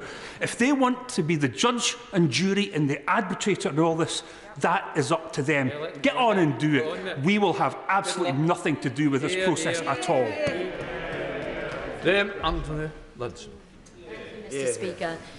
Mr Speaker, I'm very disappointed in the Honourable Gentleman for Perth and North Perthshire because, in effect, he is accusing me, having worked with me over years on achieving justice for this place, of being completely disingenuous, and I find that very personally disappointing.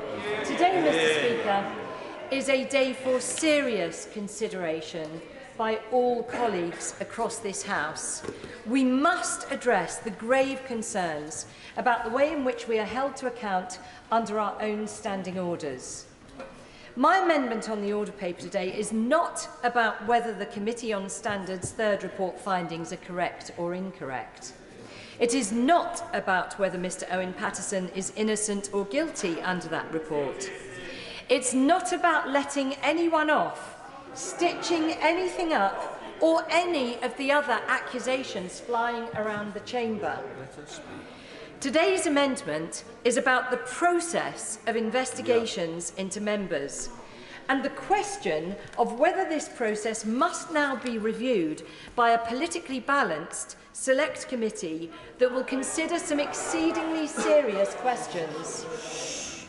Firstly, whether our investigatory process should more closely reflect the laws of natural justice, where an accused member can expect to have their own evidence taken into account, can put forward witnesses in their defence, can expect to be interviewed early on in the process and be able to provide their own explanation, and vitally, whether they can have access to an independent appeal process.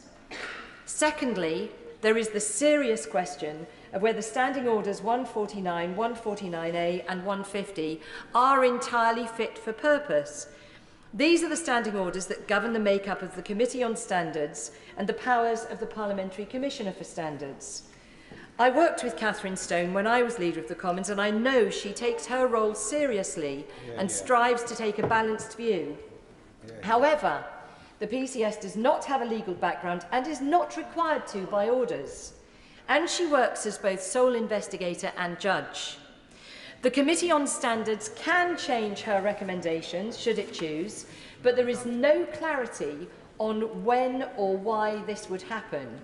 And the committee will perfectly understandably tend to prefer to uphold the system over the individual.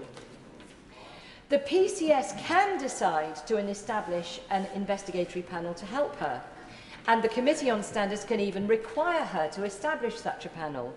But again, there is no clarity in standing orders on when this should be done, and it has never been done to date. Now, Mr Speaker, as Leader of the Commons between 2017 and 2019, a cross-party team of members worked flat out under my chairmanship, and I pay tribute to them again today, to establish an independent complaints and grievance scheme. Now, I know well that the scheme has its detractors, and it is still disappointingly slow to dispense justice. However, what that cross-party team made great efforts to ensure was that it followed the laws of natural justice, specifically, first, that both alleged perpetrator and alleged victim would be very clearly able to give their side of the story to an independent case manager. Second, that witnesses could be presented in support of either side. Third, that legal representation could be provided. Fourth, that there was a clear hierarchy where the investigator is not also the prosecutor. And fifth, that there is a clear appeals process. Furthermore, until found guilty, the alleged perpetrator is presumed innocent and the investigation is confidential. And vitally, The whole scheme is reviewed on a regular and timetabled basis to make sure it continues to be fair and impartial. I'll give way to the Right Honourable Lady. I thank the Honourable Member for giving way, and she did important work on the independent complaints process, but she will recognise that as a former Leader of the House, she had considerable time to propose reforms and amendments to the Standards Committee process, should she have chosen to do so. Does she not recognise that by proposing reforms now, in conjunction with this individual case, where an independent investigation and an independent cross-party committee have come to very clear conclusions about paid advocacy, undermines the decisions and the integrity of this House, and also any positive purpose to any reforms that she might want for the future? Exactly. Well, I'm incredibly sympathetic to what the Right Honourable Lady says, and in fact I was very much coming on to the fact that there are many in the chamber who are asking why bring forward this review today, on the day we are being asked to consider one particular case. Now, she asked me why didn't I bring forward those changes when I was Leader of the Commons, and the answer is because I was working cross-party, flat-out, 18-hour days, as many across the House will absolutely support, on the Independent Complaints and Grievance Scheme. Had I stayed in post longer, I absolutely would have looked at that, and I am very frustrated by the fact that those two systems have not been brought into line with each other. I share her frustration. I would have strongly preferred for this review to be kicked off on its own merits at a time when the waters wouldn't be muddied by the inevitable political party point scoring. I'll give way to my honourable friend. I'm grateful to my right honourable friend, who is a distinguished leader of this House. She set out in her amendment a view about how this system should work, which would be far more judicial forensic. I'm sure many of us in this House, on both sides, find these whole processes very unedifying and somewhat embarrassing. We don't vote on our remuneration packages. In the scenario that she's setting out, would she think it would then be appropriate for this House still to vote on these reports, or given the beefed up investigatory powers that she's setting out, looked at then by the Standards Committee, that it shouldn't come for a vote of this House at all? That should be it. The Standards Committee should then opine on what they hear. Well, my honourable friend raises a really important point, and this came up time and again during the Independent Complaints and Grievance Scheme consideration. And it was made very clear that ultimately, in a democratically elected system, ultimately it has to be for elected colleagues to be able to make the final decision. That's an incredibly important point of principle, and it was put to me that if we ever reached a point where unelected people could remove elected people, then we put ourselves into the position of dictatorships. But I'm grateful to my honourable friend for raising that point. I will give way. I thank my right honourable friend for giving way, and she's making a powerful case for reform, but as the honourable member opposite for Orkney and Shetland said, that reform can only work if it's across the House, and by bringing her amendment today, it looks like we're moving the goalposts, and for that reason I can't support her, and I wonder what she might say about that. I absolutely, as I've just said in response to the Right Honourable Lady, I share the concern that we are bringing this forward today, and there is no doubt. I really sincerely hope that colleagues right across the chamber will be prepared to join together to review this system, which is so clearly flawed. I do ask all colleagues to search their hearts carefully today. As MPs, there's no doubt we are our own harshest critic and judges. We spend so much of our lives trying to deliver justice to our constituents and fighting against unfairness wherever we see it. So today's amendment is not about one judgment on one person. It is not about letting anyone off the hook. And it is not rejecting the report of the Committee on Standards. I'll give way to the Honourable Lady. I thank the Honourable Lady and say with much respect for working with her for many months over the ICGS process.